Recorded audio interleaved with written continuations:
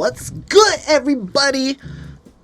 I don't know. I changed my intro and I threw myself off. What's good, everybody? Is another interview here at Behind That Suit Reviews. My name is Holden Stephan Roy, and it is my pleasure to have Mr. C.B.Mac up in the little studio here today. It's a pleasure. This one's special for me, okay? Because as y'all know, I'm on this mission to get like the Montreal rappers and the MCs and hopefully other people's too just come through, had the conversation, show y'all what they're about. But never have I ever brought somebody in here before that I featured on an upcoming little project here. So this guy is on the upcoming album. I don't normally self-promo, but it's kind of group promo here is what I'm saying. That's true.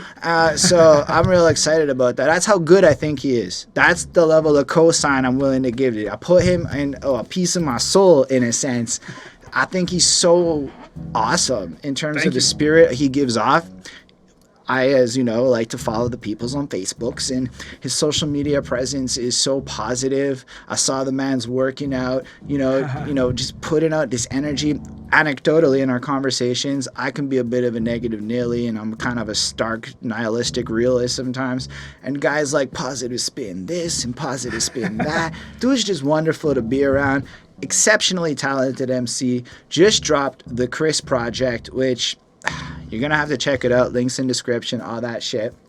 I'm all not gonna lie. I barely do this. I put up money for the shit. I bought the shit on the fucking play. I'm not saying that for you. I'm saying that for them to go down and follow the lead there. That's how interesting I thought the album is. I do like to start these up, hyping everybody up. Yo, I appreciate that. It's just facts though. I went through his music, what I could find. Unfortunately, there's not much out that you can get now. I found, but there's a lot coming. Not to like say he's not there. He's managed to pull off like 5 features in like a month. Yeah. I'm just saying, like, just like that. If I'm not mistaken, I think it's in the ball, including that one. That shit, I forgot. We're both on this Willie Scandal song that just came out early September. That'll be linked below, along with all of his other shit.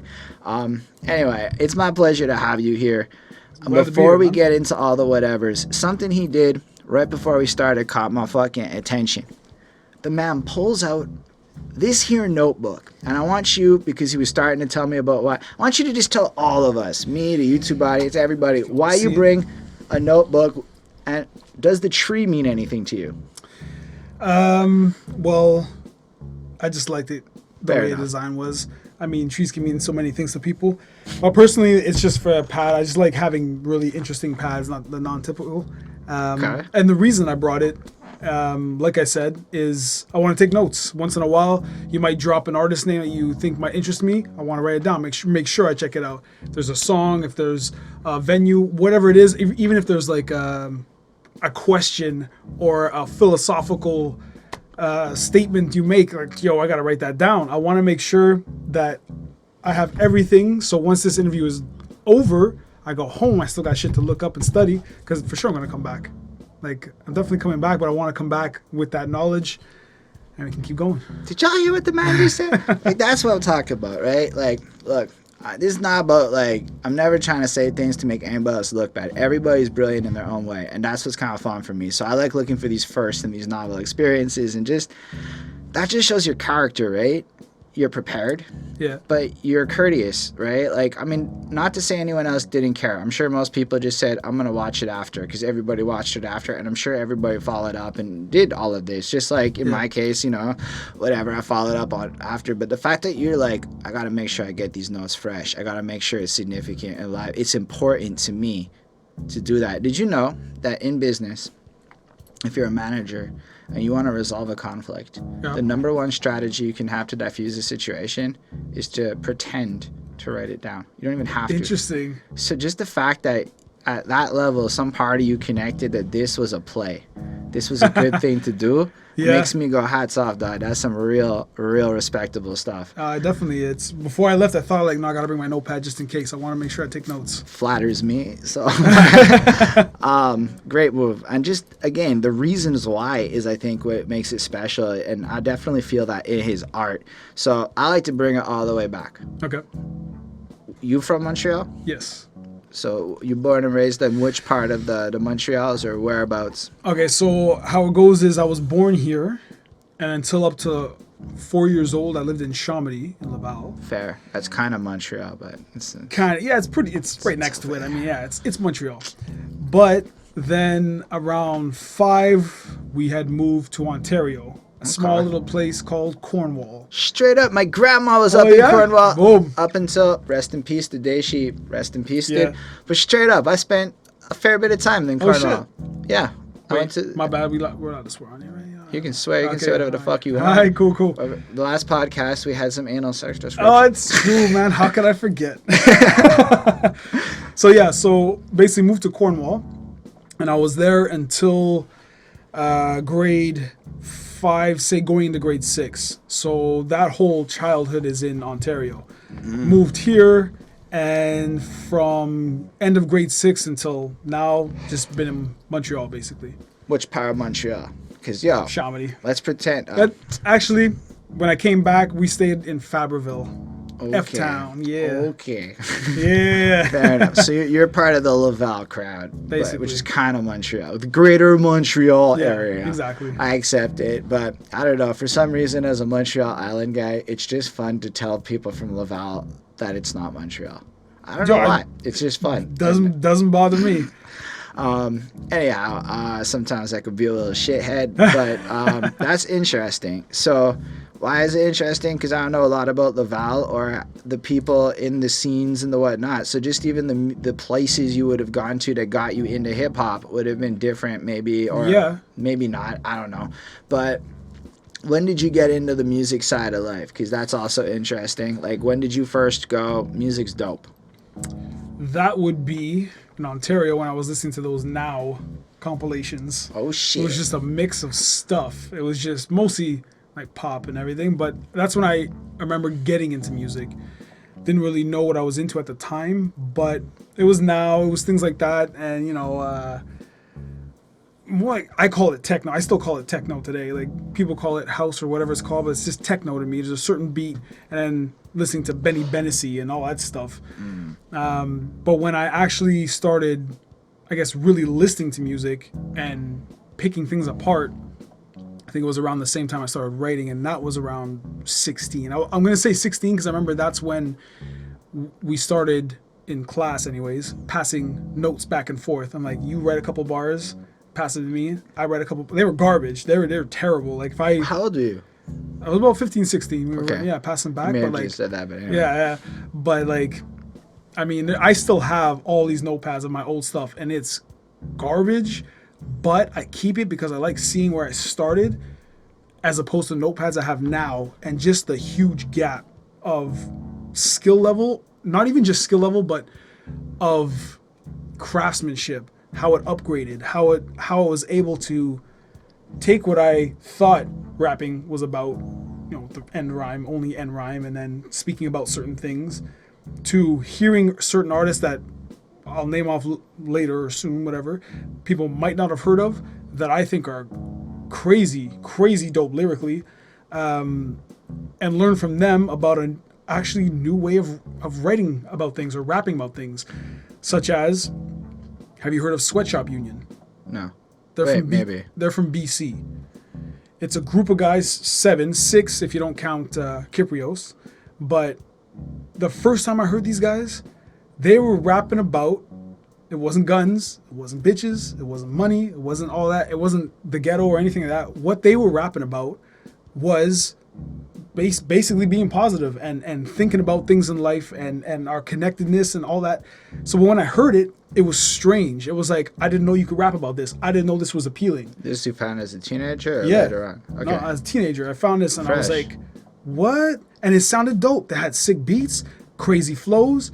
Their rhyme schemes were crazy, like just the wordplay and everything. But they were talking about shit I could relate to, because I'm not a gangbanger. I don't go out and party. So like, I was listening. The first rappers I was listening to: Puff Daddy, Mace, DMX, Busta Rhymes, dope. But I can't relate. Like, I couldn't relate to any of the music. It was just sounded dope. When I heard these guys, like, they're dope, but I can also relate because they're thinking on the same level as me. They're talking about shit that I've been thinking about, but putting it in perspective, and in a way, like, damn, how'd you write that? Like, how'd you even come up with that? So listening to them is what really got me into the journey of I can make this shit my own. So I'm gonna write how I want to write, what I think is technically dope, and then I know other hip hop heads will hear and be like, damn, how'd you write that? It's like when a rapper hears Eminem rap, like, damn, like you had to think of that. There was a blank page. You had to think of that, put it together, record that shit, make it sound crisp and clean, but yet who else is gonna do that? There's a handful of people that can do it, but that's it. There's a handful. You don't wanna, to me personally, you don't want a verse that's like, cool, everybody can write that. Cool, very unique, well done, not impressive. I mean, listen, there is a huge part of me that is absolutely just wanting to flat out go, I'm totally with you. And then there's the part of me that's like, I got to be a journalist and I have to be nice to everyone. But no, I'm right there with you. Look, when I review albums, I'm very blunt, and I'm the truth is I cherry pick a little bit because I want to be able to honestly say positive shit about your stuff. Okay. And if I can't, I don't think I'm going to reach out to you and ask you to review your shit.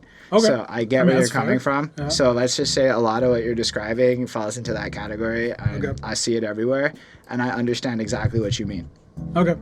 I respect that. I respect the quality threshold because once you start finding it, so like, I mean, I believe it or not, I had that happen to me through Christian rap as a young person, because there's some fucking straight up bars for Jesus people that are gangster about it. KJ52, amazing, wrote these songs to Eminem when I was young. They're like basically him praying for Eminem. And saying everyone hates you and judges you at the time when they did. I'm going to pray for you and offer you love instead. And he did it in the style of Stan or whatever. Oh, that's sick. It was really his bars. And then I ended up reviewing one of his albums recently. It was fucking dope. But it was more like this group Cross Movements, and they were like dropping this like southern sounding shit, like bars for Jesus, like, you know, throw your hands up for Christ. And I'm like, why doesn't church music sound like this? Yeah, so I go to church if it was bad. But then like it was this. like, oh shit, I can be like anything. You know, I had that. So when you said that, I like felt it. But let's go back to you.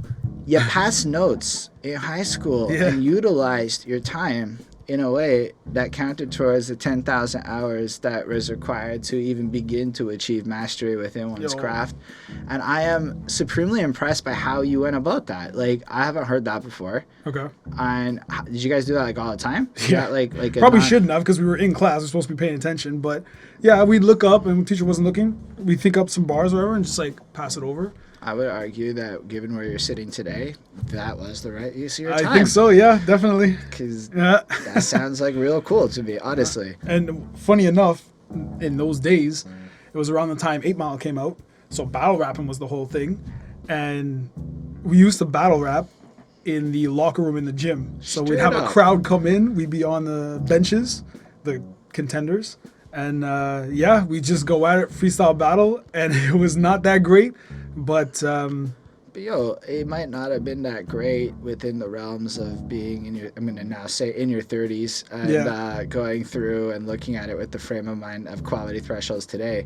But let's be real, when we're like 15, 16, it was probably fire. Oh, yeah, we thought it was the shit, yeah. Like, what I'm saying, like, relatively speaking, it probably tapped more into the emotional state of 15, 16 in a way where the lens of today maybe makes it look corny, but it was fire for a teenager. That's true. Yeah, like it would like make a good Lil Yachty song, whereas it would make maybe a bad C.B.Mac song. Yes. Yeah, I could agree with that. Yeah. Anyway, I just assume everyone's 16-year-old bars end up kind of emo. I just assume there's a little bit of that mixed in. Well, maybe not you. Maybe not. Mine, again, they were along the gangster lines. Shit. Well, of course. I was listening to all the gangster rap. Right. So that was all about, even if I didn't own a gun, I was talking about, pop. And I was a little maybe projecting. My shit was super emo. But, I mean, I grew up in a home where there was no swearing allowed in the music and blah, blah, blah. So I had to sneak in the gangster shit. I got away with the Nelly CD because my mom fucking loves Nelly. So I got to have the whole Nelly, the first album. It's actually amazing. Nelly is that the one with Country Grammar? Yeah. Okay. That's a fucking classic, okay? Almost every song is a banger. Yeah, he came out fucking hard. And then it went wherever it went. But so like, it wasn't like I could get a lot of access to a lot of the hard shit. So I ended up it was easy to get My Chemical Romance and Good Charlotte up in that place. Pick up some Will Smith. They didn't have the explicit lyrical content shit on the cover of the album. My dad caught me with the fucking 8 Mile soundtrack and proceeded to snap all of my CDs straight up. Oh shit. Yeah, it was like. Oh shit. So like, I get it. Anyway, that's not really. I don't really need the sympathy, dog. My life allowed me to be where I am today. I fucking love every minute of that. Well, I don't, maybe not then. Today, I love every minute of it. But well, it's that idea where we're at now because of what was or what we did. So. But yeah, so you guys were battle rapping because I saw that on your Reverb Nation profile. I read your bio and it said you were a former battle rapper. That made my little bit of notes here. But yeah, I bet like to me, I think it's cool. Battle rapping is I love watching battle raps. I'm not a battle rapper. I don't know if I could. I haven't tried. I mean, battle rapping, all it is just about dissing your opponent in the most clever way you can think of. What about the kindness battles? That's what, because I say I don't know if I could do it. Would you do a kindness battle where you got to compliment a motherfucker in the flyest ways possible? These are real things. Like even DMS runs them and shit sometimes. A kindness battle? I've never heard of that. Yeah. See? I would battle you in a kindness battle, C.B.Mac. See? A kindness battle. Straight up. I've never heard of this. I would there do are that. such things as kindness battles. Because it's the same principle, right? It would be like me looking at you and being like, C.B.Mac so fresh because he's about to address on the letters of the page his ideas like this. I'm down for that. I am down for a kindness battle. What? That's some real dope. shit. I mean... Yo, just big up the other guy. That's the whole point of it. And I didn't invent the idea, so whatever. Big ups to all the people who came up with that shit. Yo, but if that's a sick concept. But if you want to battle, but maybe don't want the negativity in a guy like me, because I don't have the fortitude. You get up in my face and call me a fucking bunch of names, I don't know that I'm going to enjoy my day. Well, that's another aspect is like, I see these battles and some of these guys get up in their face and are saying some shit, and it's like, you can tell this guy just wants to lay him out. But I can't. It's a battle. He's allowed to say that because those are the rules. That's how you win. But on another side of it, it's but if this wasn't a rap, and you were just saying it, you'd get laid out. So why even do that? Like, there's other ways to show off how clever you can be. You don't have to put people down to do it. Love it. So that's a cool like, idea. No, I get battle rap. I respect it. No, it's so talented. But like. I've gotten into battle rap recently just because of the puns. I think it's one of the best places for good puns. Absolutely. And once I started understanding that, and then understanding that the layered level of violence is actually a way to avoid going personal. Okay, yeah. Because people don't want to go personal. Like, do you really want me coming at you with this shit I can find on you? I'm pretty fucking good. I will find some shit on you. See, and that's another aspect. I was watching... Was it King of the Dot or something like that? Where it's not freestyle battles, pre-written. They're all pre-written. Yeah, they're all pre-written. So like, okay, cool. I want that. They'll be like in like the big leagues. Yeah. I want you to take time to research your dude and come with good bars. I like that. That's cool, but like, again, it just comes down to that level of like, I don't want to watch people. It sounds corny as shit, but I don't want to watch a battle of people like putting each other down, because that's why this idea is clicking so much, this kindness battle, because like you can still write some crazy puns, crazy bars, but you're just bigging up the other guy. What's that gonna do other than send him home and inspire, just fucking write the shit out of and up his game? Instead of putting him down, goes home, maybe kills himself. So you guys see what I mean about? I told you when we started. Positive spin on everything. I swear every conversation I've had is like that. He like takes an idea like, listen, it's dope. How can we make it happy?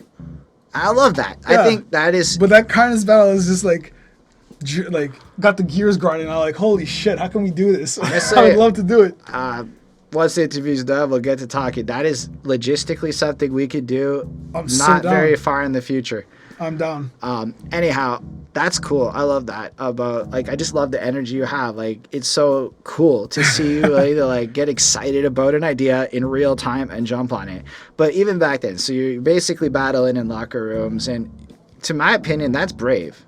It is, yeah. You're getting up as I would have been a little bit of a chicken shit back then. I'm not cool in high school. So to me, you're the cool kid standing up there fucking battle rapping, doing your thing, holding it down. I felt cool. Even when I lost, I felt cool. You should, because you're fucking doing it. Yeah. But that's amazing because it gives you practice for showmanship and Yep. stage. I've never seen you perform.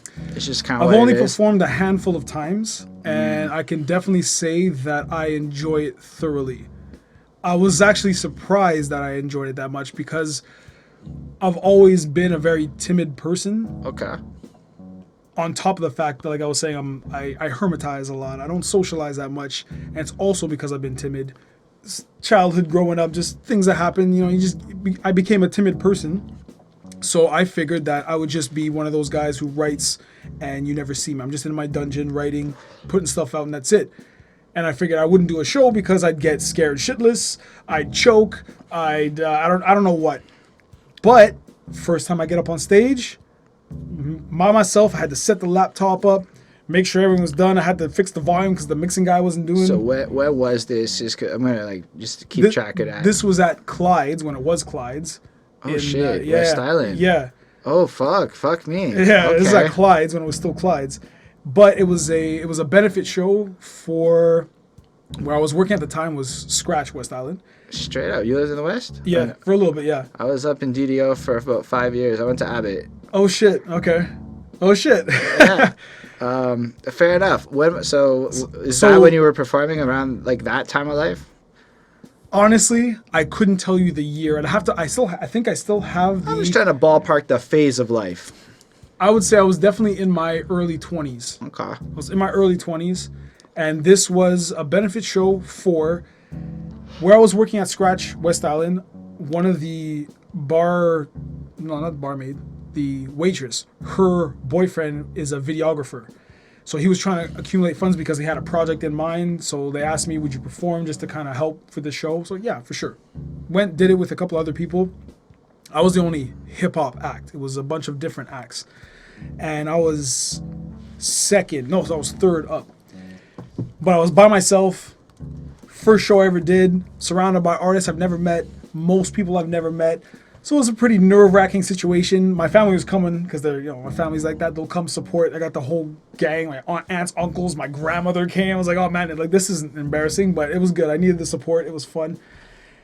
So I get up on stage, set up the laptop. That part's fucking impressive to me too, dude. Set up the laptop. The guy checked for mic check and everything. It was a really short mic check. There wasn't like any kind of... I'm impressed there was a mic check. Here's a little bit of shade at the city. Mic checks are important. Yes. Mic check. Two please. shows. Two. I've done about 60 to 70. Yeah. 2 of them had mic checks. What? I'm telling you, that's where we're at. Anyway, keep going, please. Wow. Anyway, so get up on stage and I'm nervous as hell, and it's a small crowd because you've seen Clyde's. Yeah. So in the back room where they do the shows, it's a small crowd, but it's still the fact that I can see everyone's face. I can see everyone looking at me. Okay. So that's the nervous part. Because those benefit shows usually got what, a good 100-ish people. I would say, looking at it now, trying to think back, I would say 75. That's still a fucking serious first show. Yeah. My first show was that number of people. That's a serious fucking crowd to stare into for your first show. Yeah, I was, and I had practiced the night before. Every single verse, I know a pinpoint. Hold up. Did you do like the grab a comb mic shit when you practice? Do you ever do that? Do I? Sometimes, yeah, because I want to see like naturally what would I do with the mic, and yeah, I definitely did that a few times just to see. I guess it's a thing. I don't know. I actively do it now. If I'm gonna perform for a show, I have a mic there, and what I do is, this might come up a lot on interviews, folks. It's because if you go like that or that, it actually affects the sound. Yeah. I don't know how many people know that or not, but it's like super fucking important that as you're going, this shit just kind of stays level, and especially like if I haven't done anything, because it's not like I perform a lot in my old age. Now I'll do it, like maybe I'm hoping more as COVID dies. Fuck it, I can afford to throw the show, so I'm gonna perform more. Yeah. But like anytime I go, I have to actually practice keeping the mic in front of my face, and I didn't do that at a live, and I fucked up. And then I did another show the week after, and so I focused on that more, and I didn't fuck up. So like to me, it's like all of these things are interesting and just different elements. But yeah, so the fact is though, you still had to set up the sound and do all this other shit, which is fucking intense, and adding to the shit. So you were your own DJ. I was basically my own DJ. How long was your set? It was 3 songs, so I think each were about 3 minutes. So yeah, about a 10, 12 minute set, give or take, like the breaks in between. And the fact is that I'm not ashamed to say this, that the last song I fucked up on, but the way I fucked up on, because again, I'm picky with everything, especially with music. I'm a perfectionist. Love it. And I went up, I was killing it, and it was a faster song, a lot of multis. It got to a point where I fucked up the wording, so the timing was off. And I in my mind, I was like, no, I'm not doing this. So I laughed. I went, oh, shit. And I was just, but people thought it was part of the show. So I was like, yo, one more chance. I went over, redid it, killed it. But everyone thought it was part of the show, so everyone just like lost their minds. Yo, so this guy just, when people drop nuggets of success, I like to point it out. I have fucked up a little bit in every performance ever. Do you know how many times the crowd noticed? Okay, the one time I dropped 4 bars and went, they noticed. Okay. If you do that, I get it. But but that's a really important thing for performing. For people who are performers in the city to remember, if you roll with it, which is what it sounds like you did. That's exactly what happened. Then you are coming off like a pro. Yep. And I think that's so cool that on your first show, you practiced. Again, nugget for success though, right? Because some people don't practice. They think they can walk up and wing it. Some can. I'm sure some can. Live, I'm not convinced. You gotta be able to know your whole song by heart and deliver it. Yeah. And do a show with it. Yeah. I've never, look, the guys who do great shows, I found out dudes is renting fucking jam rooms just to look in the mirrors while they're performing. And okay, that's intense. So I look at it like, no, nobody can really do a good show, a good one, without the practicing. Okay, yeah. And that's why I'm giving you the big ups, because for your first show, you practiced. Yeah. And maybe you didn't do it at the level. Fine. I only found out about jam rooms a couple of interviews ago, and I'm a fucking idiot. There's not even a mirror for me in here. I'm being fucking dumb. So I don't practice it that far. But I mean, now I'm like, okay, when COVID's done, yo, like that's smart. I'm gonna get me a space, and I'm gonna, like it is a good idea.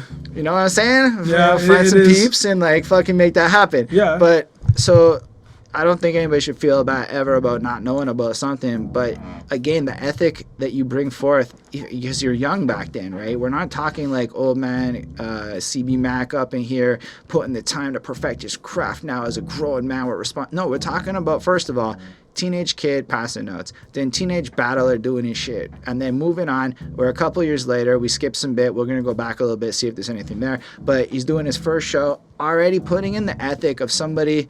Honestly, I was 26 for my first show, so the fact that I practiced is a different thing than if you're 21 for your first show. In my opinion, that age matters. So the level of seriousness that you dedicate to it, because the man is pristine, crystal clear, able to do all sorts of fast shit, and you hear the experience of what he did back in the day to prepare it in the performance on his songs today. So it's super cool to me to see that like connection between it all. Anyway, so your first show, you did it, you killed it, the crowd loved it. Yeah, that's what it is. Funny part about it was once it was done, went out to the bar side and just I had to release, because that was, as much as I killed it, I was just super nervous, so I had to release all that tension. So went to the bar, my cuz, grabbed a beer and just started shooting the shit, just talking, and it's like, yo, great show, this and that. And some young chick comes up to me and basically just compliments me, oh, you had a great show, I thought you were really great. I was like, oh, okay, thank you. She proceeds to invite me over to the table and saying, well, we got a table over there if ever you want to come sit down. Just and say, oh, okay. But in my mind at that time was, thank you, but no thank you. Just because of the fact that like I'm hanging with my cousin right now. I don't really want to come chill with you just because you thought my show was great. Like, thank you.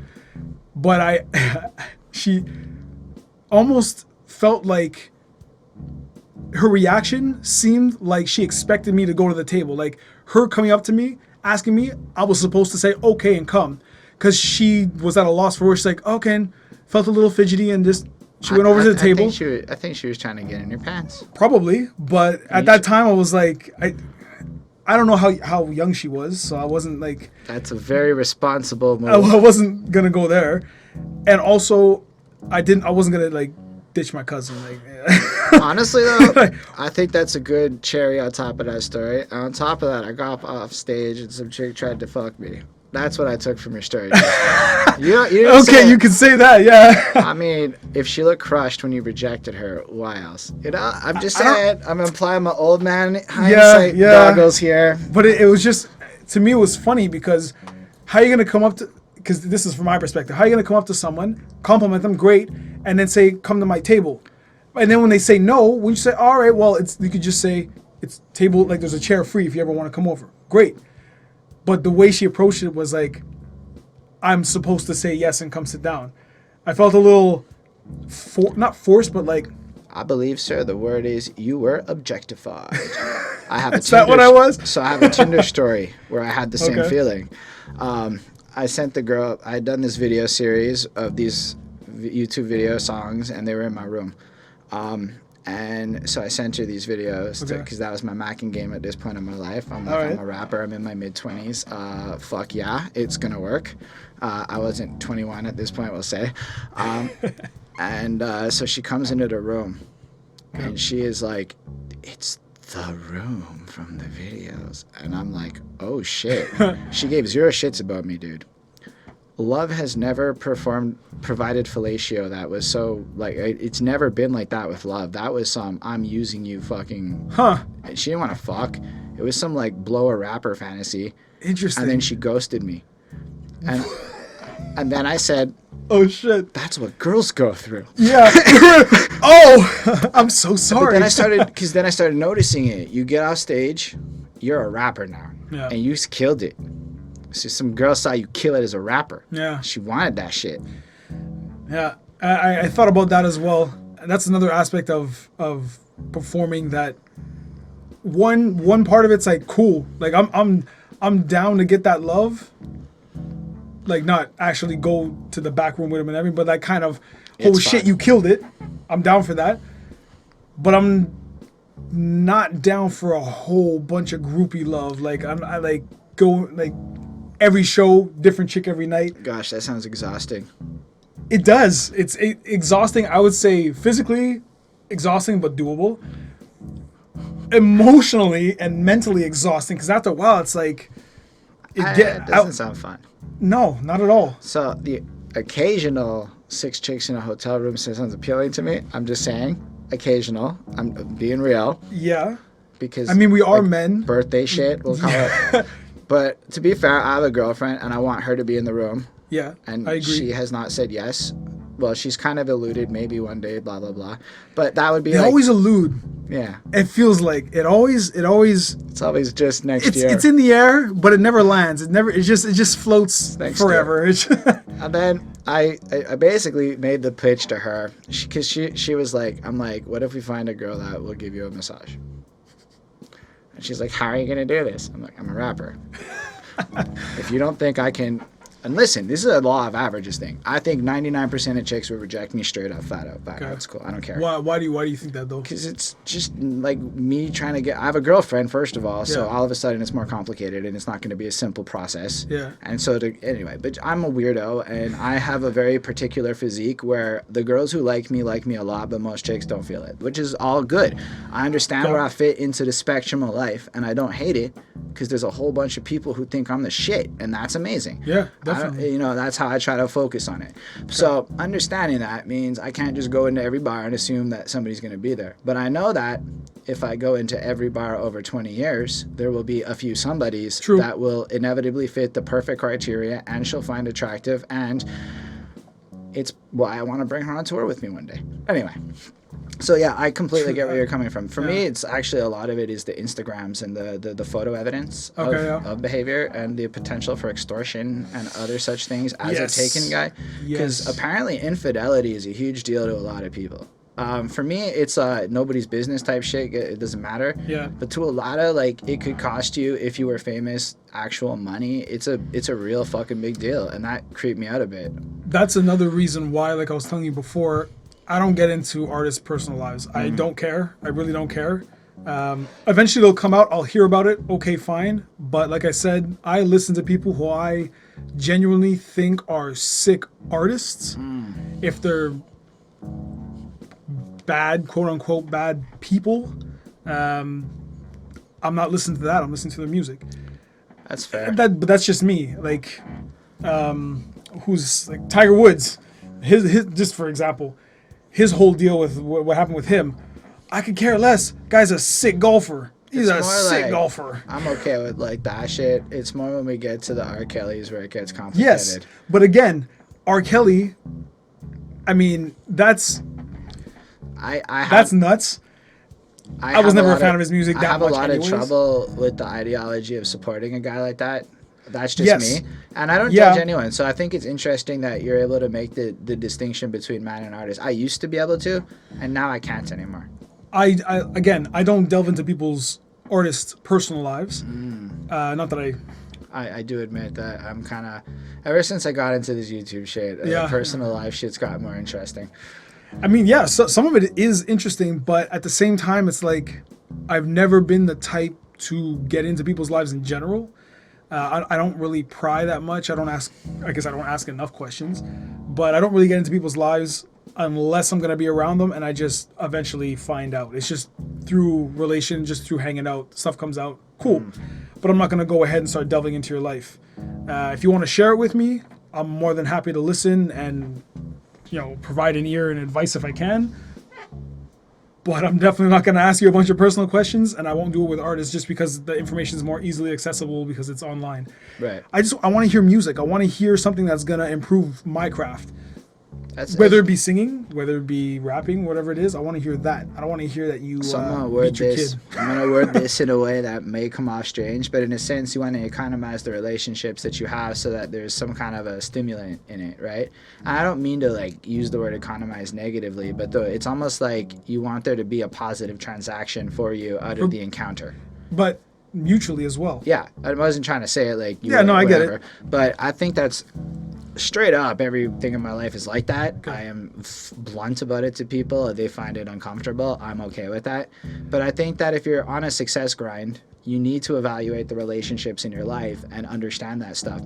I just happen to be into gossip. It's not a positive thing, I suppose. So celebrity gossip is fucking juicy, dude. And I got into YouTube commentary communities, and it's so good. It's just like, I'm going to inevitably become a beauty community gossip watcher because it's so juicy. It's awful. It's like porn in a sense. Yeah. But I can't help it. But I respect the fact that it's like you're like, straight up, I want to focus on my craft. Almost like you're zeroed in to your success and how you're going to get there. And even down to the point that the art you consume and how much you go into it, that's a cool amount of filters. Almost like you're more worried about keeping yourself, like your mental health in check to not get bogged down with like bullshit and just keep yourself on the grind. And I think that's super interesting because it's different. It's not like what, a lot of us do. I guess not. I mean, again, I wouldn't know because I don't really delve into people's lives too much, but I do try to. I mean, it's not easy. Obviously, we all have those distractions. We all have those moments of weakness and things like that. But at the same time, on the music aspect, I've consumed enough music, in my mind, probably not near as much as a lot of people, especially avid fans of music. But I've consumed enough to know what I like and what I don't like and what I don't want to listen to. So that's mainly why a lot of the new artists everywhere, specifically in hip hop, I do not know of, because it got to the point where I was looking for new artists and getting disappointed more often than not that I stopped looking for new artists because I was satisfied with what I was listening to at the time. That is so fascinating. Why? Because it's almost like the algorithm did this. This is a result of the Spotify era. Because through this channel, I had to learn a lot about how to find new music. And it took me well over 15 to 20 hours to reliably get a scheme going in my life. I mean, this wasn't like at once, but over a long time to know what good music is, what labels to watch for, what acts that are good, who feature with who tells me that this album is going to be good to listen to. That took me a really fucking long time to map out modern hip-hop because there's no guide. And it's almost like Billboard is most of the exposure. So a lot of what people see is dictated from the pop elements of hip-hop rather than the underground, making all this great shit just buried with no way to get it unless you happen to stumble onto it. Word of mouth is where I found a lot of the artists that I still listen to today that I would vouch for as sick lyricists. Who are your favorites then? We can just cut to that because it seems like a good time. All right. I'll start with artists that people would know. And if they don't know, hold up, write that down. Write it down, take fucking notes. check it out. That's how we all learn and get better. So, obviously, Eminem, I just respect his craft because he's on a level that I would like to get to, but it's almost too much. He's for me. It's insane that he can do what he does, but for me, it's almost too much. It's like he's trying to just put too much emphasis on the fact that like you can't write like this. Look at what I can do. I get it, but I remember Eminem, the battle Eminem from back in the days when he was freestyle battling. I remember those days watching those videos, and he was fucking insane. He still is, but Eminem I remember is battle Eminem, and he is untouchable. He would, if he battle rapped, who would rap anymore? Who would fucking battle rap anymore? If you knew I'm gonna get into battle rap, well, you know you're gonna have to fight Eminem. Maybe I'll write some pop songs. But like, that's the level I find Eminem's writing ability is at. It's the fact that he's so fucking good, and he's not even cocky about it. It's just he's so confident in his writing ability that why would you even beef with him, for one? And to be on a track with him, it's like, holy shit, write your best, but still not good enough. So Eminem, I'm gonna say Royce holds it down, and sometimes Royce can body him. Oh yeah, well Royce again, he's like I think his style. Royce stole it on Caterpillar as an example. Next to Eminem on that Caterpillar track, I don't know if you've heard it. But yes, I have heard it. I think Royce is better than Eminem on that song. Eminem's faster for sure, but Eminem's more boring. That's why I want Eminem to be a fucking battle. Like, remember those videos he did where it was just a cappella? You just go to the mic and start spitting bars. Even when you said battle, I'm just thinking, like, do you remember the fucking Everlast beef and the tracks we got off of that? Or the fucking, all of the old shit? Yeah. Like, I mean, let's be real. The Eminem high as a kite fucking blasting off at anyone days. It's not, like, great that those were the days. But, like, but the energy that you were getting on that shit was insanity. Like, he can't remember recording these albums. That's the level of Eminem. Fucked. He can't remember the Eminem show. Like, he doesn't remember, like, or it's either that or 8 Mile. It's one of those two albums. He can't remember making it. I think it's all in the same time period. Like, that's some nut shit. Now you're getting sober and old man Eminem. Yeah. And you know what? I love Music to Be Murdered By. It is probably in my top 10 albums this year. Maybe there's a lot I have to check out. But currently, with my first half of really paying attention, it was in the top 10 of the first half. It was beautifully done. And there's a few songs I went back to. It was the first time in about a long time where there are tracks that Eminem has out that I want to listen to again and again and again and again. And that got me excited. I haven't heard it yet. You should check it out. One song, I think, but I can't remember which one it was. There was another big name on it. It was just two people. It was Eminem and the Juice WRLD one, the Ed Sheeran one. I don't know. We could do it up, but I didn't like the Juice WRLD one. I love that shit. I mean, I don't know. I can't help it. I like the Darkness song because it was really well done. Again, I haven't. Anyway, I recommend listening to it as an album because it has the story elements of the old Eminem albums. Okay. Something people don't realize is from an art value, like just straight artistic merit. Relapse is his best structured album. Okay. The 20 tracks tell the story of his career in metaphor, and nobody caught it because nobody wanted to listen to it. Damn. It's actually nuts how well he wrote that album, and nobody wanted to listen. But that's kind of like I think what you're conveying he's Yeah. so good at writing that It's- sometimes it's not like It's not definitely not as appreciated as it should be.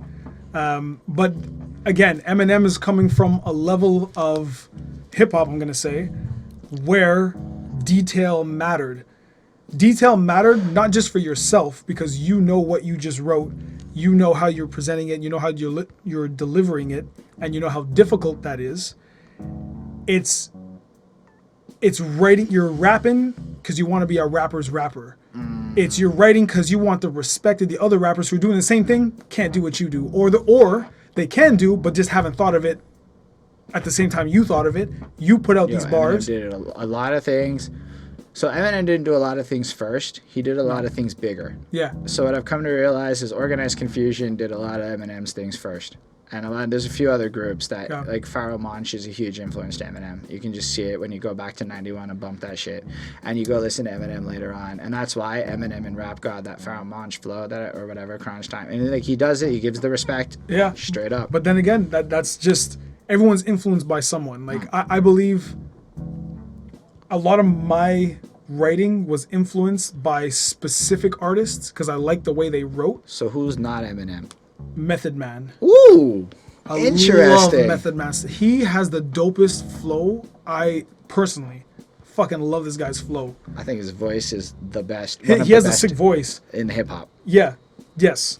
Voice, his vocals, tone, everything, perfect for hip hop. His flow is what, like, I don't know if people really get how dope it is, but it's the way he bounces on a beat, and he sets himself up to drop punches that if you set up any other way, wouldn't hit as hard. It's his. I've listened to a couple of songs recently that he put out with featuring with other artists, and just a feature verse. And I was like, that song, without you, I would not listen to, because your verse is like, I want to rewind just to hear your verse, just to hear that, because the way you wrote it was like, damn, I want to write shit like that. Did you hear his trap album? No, he has a trap album. Dude, my favorite, in my top like 2 or 3 favorite albums of 2018, I think it is. He dropped it in December. Meth Lab Season 2 or something like that. He has like Cardi B flows. Like he does it all, but he does it Method Man style. And he has great beats. Because here's the thing, I love a good trap beat. I'm not even gonna lie. And you hear Method Man be Method Man on this shit. It's not like every song that he does. He does the Cardi B flow one time. I don't even know what a Cardi B flow is. I don't know how to really replicate it off the top of my head, so I'm not gonna try. But he does a lot of pop modern triplet-y shit that you wouldn't expect him to do. Okay. But he bodies it. He stole it. And that's what made me fall in love with. Like, I liked Method Man. So what is the album?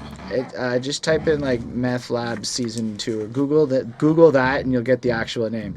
Meth Lab Season 2, and it's got like a little bit of a whatever. I'm not a big fan of his featured posses because he has a lot of posse cuts with his boys, which big respect. He has the same boys on his album for 20 years. Yeah. But first of all, yeah, Method Man's still dropping new music. Fuck y'all who say hip hop's dead. No offense if anybody feels that. Method Man is still all of the woos are dropping solos. Yeah, they've been doing it, but.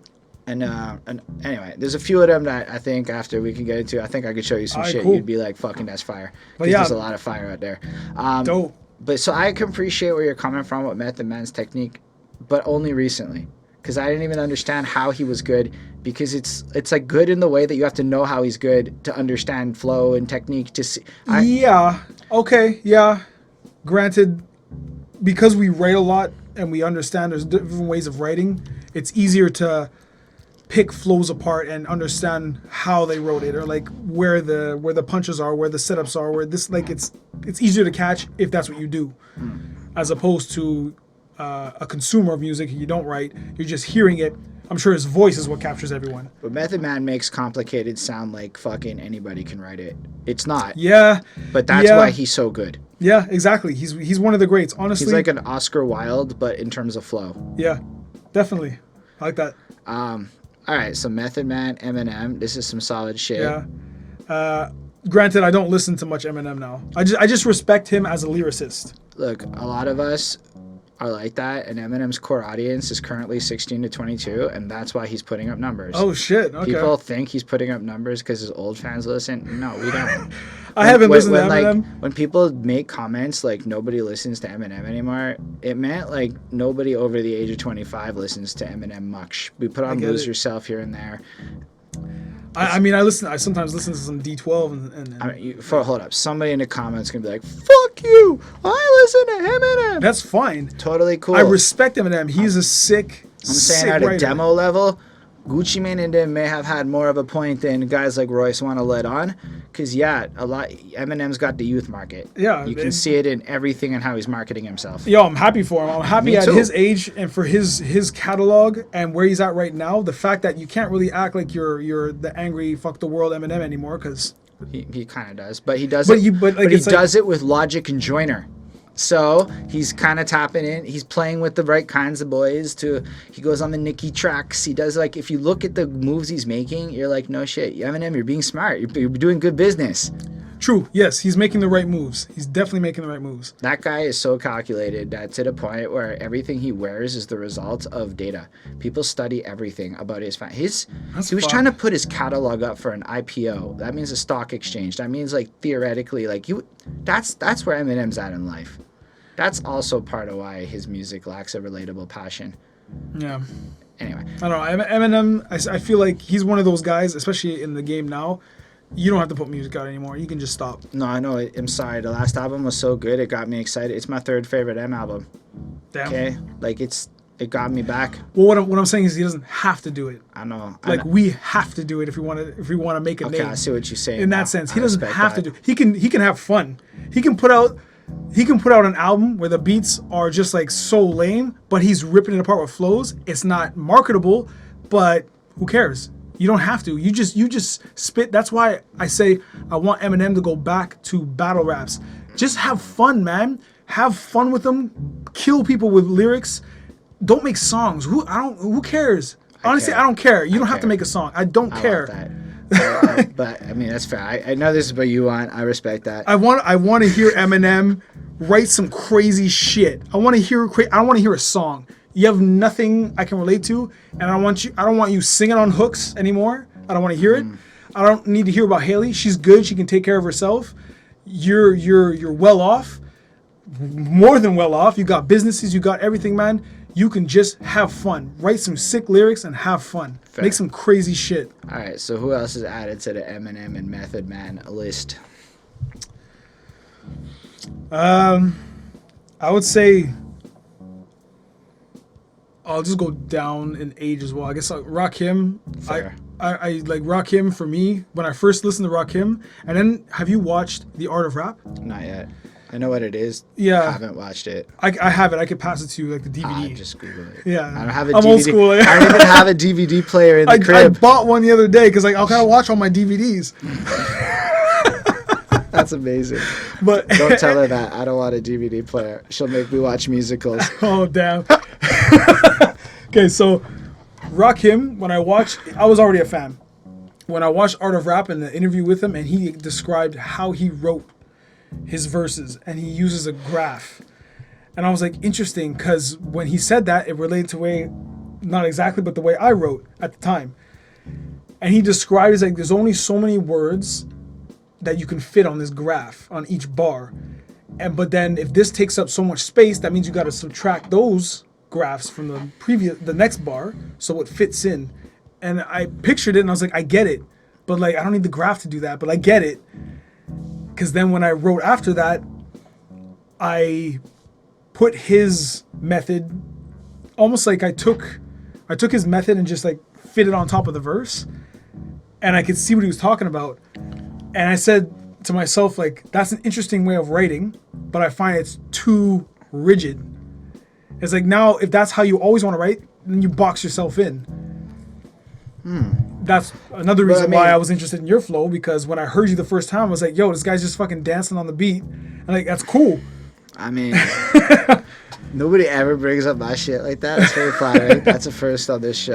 Well, that's maybe not first, but Willie Scandals is pretty legit. I interviewed him, and he was very flattering as well.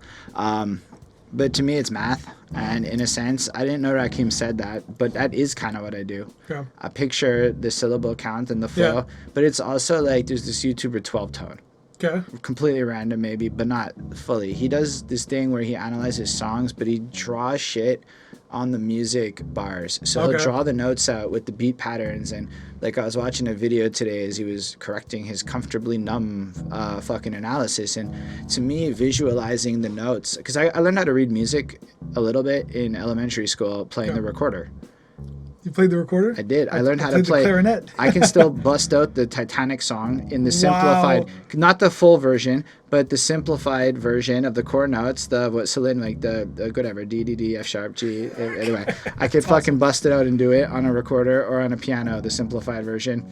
And I learned that. So in my head, when I map out the rhythms and shit, I always look for something in the beat and I find the core rhythm of it. And then I go, how do I add myself into it like I'm a band instrument? Exactly. That's exactly. And with that, I then go, okay, everything else in this beat is the least technical element. I am the most technical element on my tracks in most cases. And so that's what I'm trying to do. Because in a lot, sick. Sometimes when you listen to a beat without the rapper, they're fucking suck. Yeah. A lot of beats are garbage without the rapper. Not that they're garbage beat. They're perfect for an instrumental to be blessed with vocals. That is what they're for. Like, I heard the Tool of America's Most Wanted instrumental version. Okay. It's a boring beat. It doesn't change. It's just that loop for like 4 minutes. Exactly. Add Pac and fucking Snoop and it's a banger. But that's why on that note, those kinds of beats I've heard, but I know what they're for. Those kind of beats that don't change, those are, in my mind, those are beats for bars. Picture perfect. I paid a perfect picture. Oh, it's fucking Pac. I said Pac. I hope I said Pac. Yeah. Okay. But it's one of those.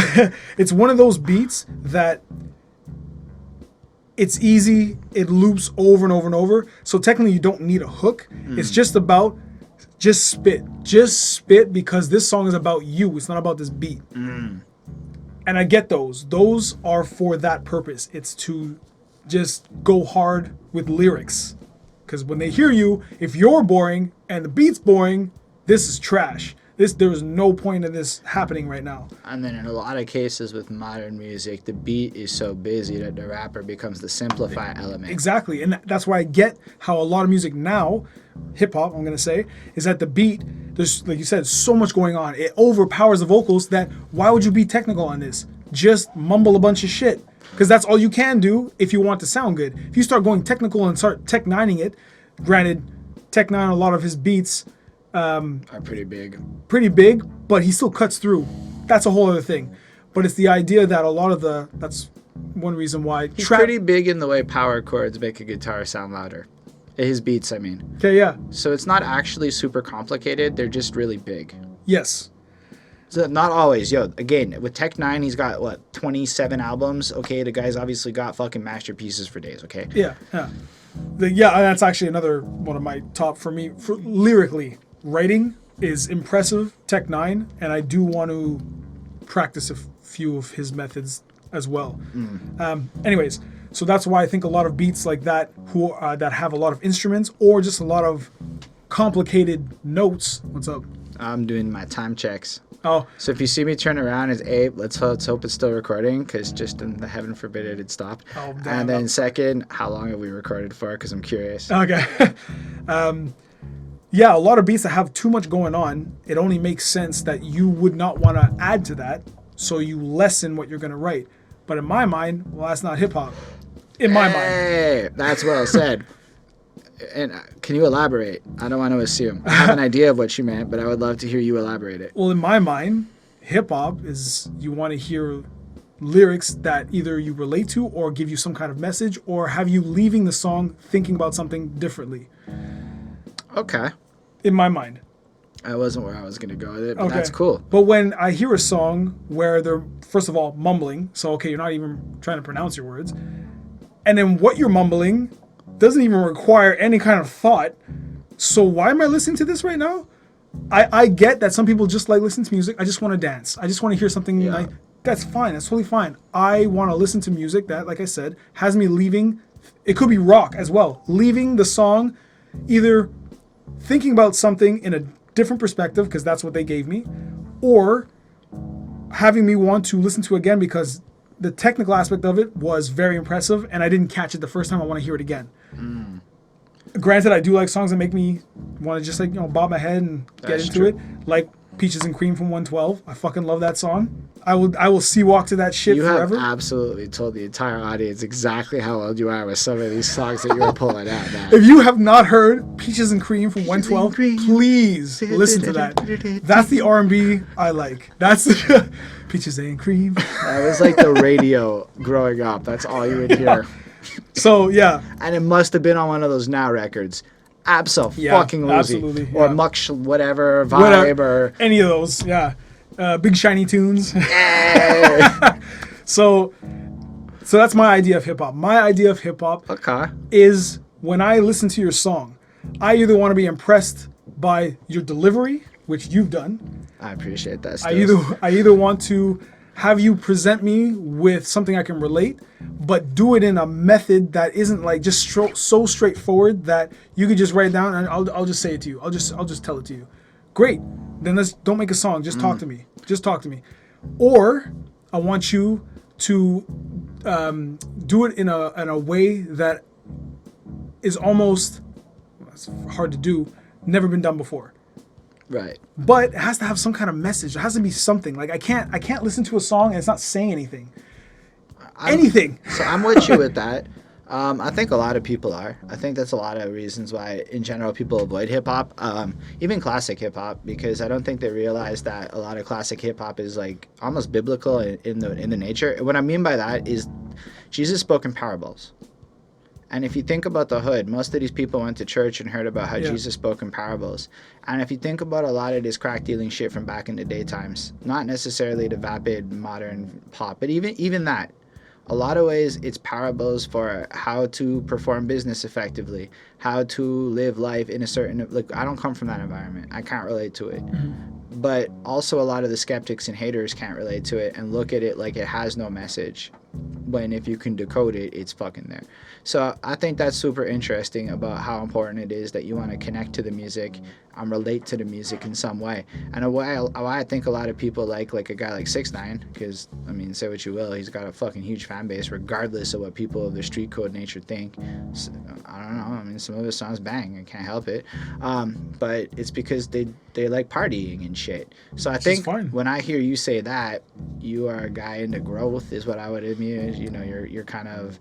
You have a desire to learn is what I would take from this. So I think it's interesting how your character even reflects what you want to take from a music. Because you weren't like, you were like, listen, if you're going to mumble, say something. It's kind of what I took. Like, it's like, give me something here. If you're going to hit me with, if you're going to not have the technical side, at least mumble out some fucking message I can bang onto. If your verse contains 10 words, say, that's it. That's all they do is 10 words for your verse. I hope those 10 words have me in awe. Have me like, damn, how did you put that in such a way that it only took 10 words? Like the Sales song from AWOL Nation, which has remarkably few words, but actually bangs fucking hard. But see, that's a different thing, though. When it comes to different genres of music, it requires different methods to get a message across. Even for rock and alternative, it has a remarkably few number of words. Yep, yeah. I'm talking hip-hop strictly, though. But still, like, the idea is, though, like, if you can do it, like, I think Lil Peep did that well. I know a lot of people don't like, a lot of people, I like emo, so just take that with a grain of salt. He's an emo rapper. I think Lil Peep was able to deliver his repetitive lyrics in a way where he would say the line in one way and then sound twice as faded in the next delivery of it. And this little, because he could clean sing. Like, he could go to the show and clean sing it. And he barely had bars as far as anyone who loves bars would be concerned. Nobody would ever, like, people don't like him. But he was able to do it in a way where, with brevity and almost just capturing the bass emotion, hit the right 10 words to hit me. And I can appreciate what you're saying, because he's one of the only guys I'm going to go out there on a limb and even recommend to anybody. Lil Peep. Okay. You might not like Lil Peep's music. I'm not even gonna say. Hey man, But I I think his "Come Over When You're Sober" Part 1 album is brilliant. Come Over When You're Sober. Volume 1, yeah. That's cool. He's straight up like he died of an overdose. He lived shit. out. Like, he's straight up. Rest in peace, Lil Peep. That's actually when I got into it because I was like, wow, he actually was that. So all of a sudden, he's speaking his reality in his music. If your life is Zanny bars and hoes, I mean, it's not maybe something I can relate to, but if hip hop is to keep it real, and that unfortunately is your life, that's fine. Content wise, if that's your life, then speak about it. And so I gave him a serious chance. Yeah. No, speak about it. It's keeping it real. Sounds such like a cliche, but it's true. With all aspects, be yourself. Be yourself. You'll push away people who don't like you for who you are, and you'll attract the people who do like you for who you are. And then you can continue being yourself, and there's no problem. And if you're trying to build like a sustainable career from a money sense, you don't actually need an insane number of fans. No. You just need you need a good number of loyal people who dig you fans. And that's why I was talking about before, and I love what's going on now for myself and my career, is that it's going up very slowly, but the people that I'm attracting, I've actually interacted with, and I enjoy talking with them, and I enjoy sending them snippets here and there and hearing their feedback, instead of just spamming, say, 2,000 people and 50 get back to me because it's friends. I'd rather connect with people who actually like the music, and when I have moments like this where I have interviews and I can actually speak my mind, I suppose, and people can connect with that, and then I gain fans from that as well. It's not because of he sells out shows, cool, let me be a fan. It's the fact that I dig this guy. I wanna hear his music. I like who he is. Maybe catch him at a show and we can talk. Which, by the way, when I do shows, definitely come chill with me and talk. I'm not opposed to that. But being yourself, it's almost like when I was in my early 20s, being myself was stupid. Like, why would you do that? When you see so many people that I want to be like him because he's got that. I want to be like him because he's got her, whatever it is. It never, especially in high school, it never came to mind where, why don't you just be yourself, and maybe you won't have such a large friend circle, but you'll have a tight circle that people you can trust, people you can confide in, and then from there... Nuggets of success, my man. From there, it'll grow, slowly, but again, it'll keep the circle tight. I like that. I try to live by an ethos similar to that. I try not to be a nice person. You're nicer than me. But I don't really try to brand myself like a nice person. I'm kind, and I try to give to people and whatever. But listen, we either click and we squad and we're grinding and whatever, or we're not. And that's fine. We don't have to be. No, that's it. And I like that. Because look, if you're going to be doing like the business side of life, it's actually really important to think like that. So to me, it just makes you sound like a strategist. And that's fucking in a way, fresh. yeah, because it's... Again, I'm applying it to all facets of my life, and my friend circle has gotten so small, not complaining, but so small that I literally have 2 friends. That's amazing. I have 2 friends. Not that amazing, but it's cool that like you're like bragging about this. But when I get it, and I want to give you like the props for it because I get it. I have 2 friends, 2 people.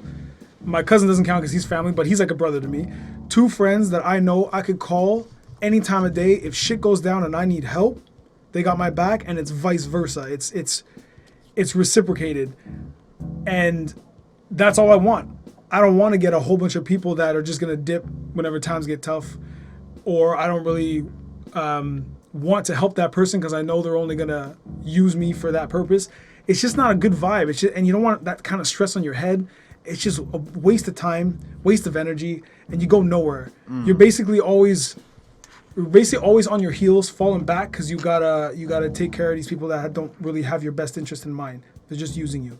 So the fact that I have 2 friends for me is awesome because I have the best, the best shoulders to cry on, in a sense, the best people to confide in, the best homies. These guys, fucking the dope. Like, if ever you guys watch this, you guys are fucking dope and you know it.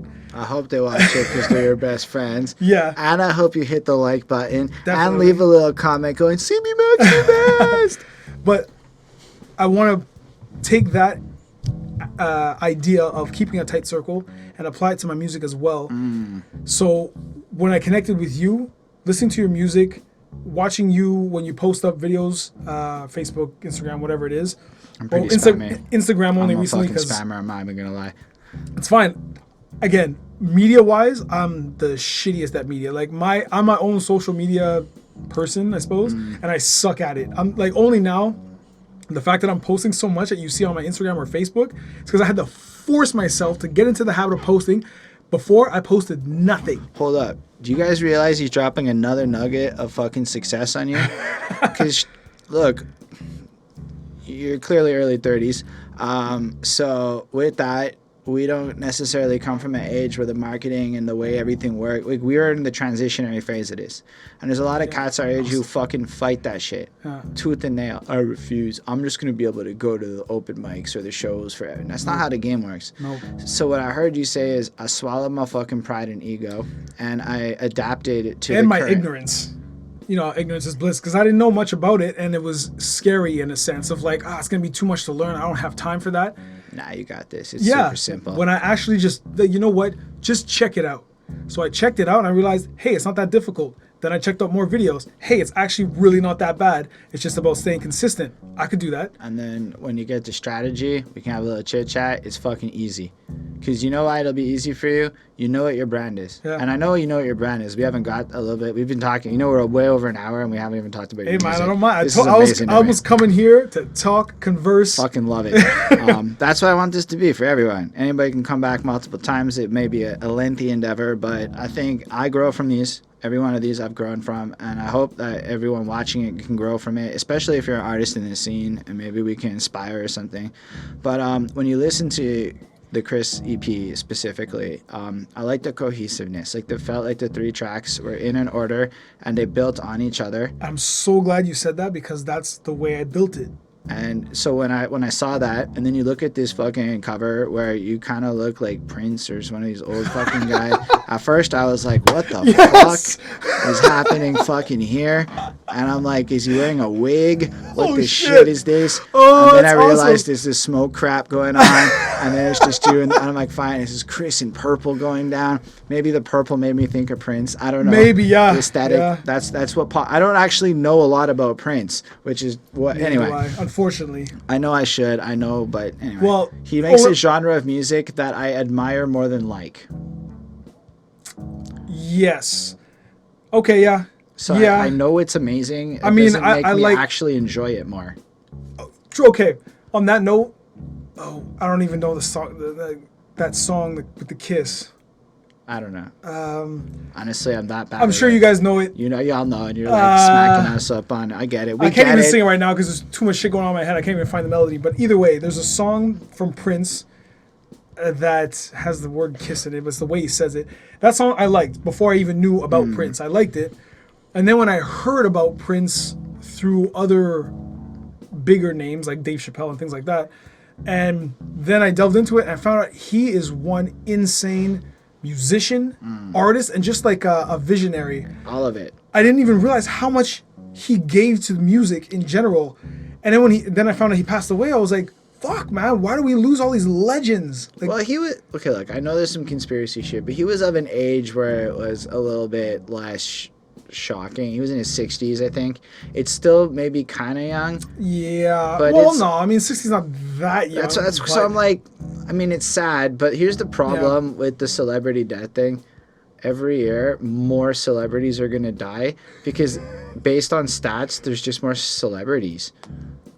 Which, I guess, if you put it in the respect of, they're all also just people. So, I mean, everyone dies. So I mean, like, the fact that they're celebrities shouldn't really matter. Look, here's the thing. I used to feel away, but I used to be like really an asshole, like fuck your celebrity sadness shit. And then Chester Bennington passed away, and that was my guy. Linkin Park is my shit. Okay. Okay. Mike Shinoda is probably more hip hop than half of hip hop. Like, he can graffiti art, he can dance, he can fucking make beats, he can fucking and rap. But he see, can on do that all of note, that shit. It's be amazing. yourself. Hip hop can go anywhere. Yeah. As long as you do it in a fashion that's you're putting your fucking all into it, you are hip hop.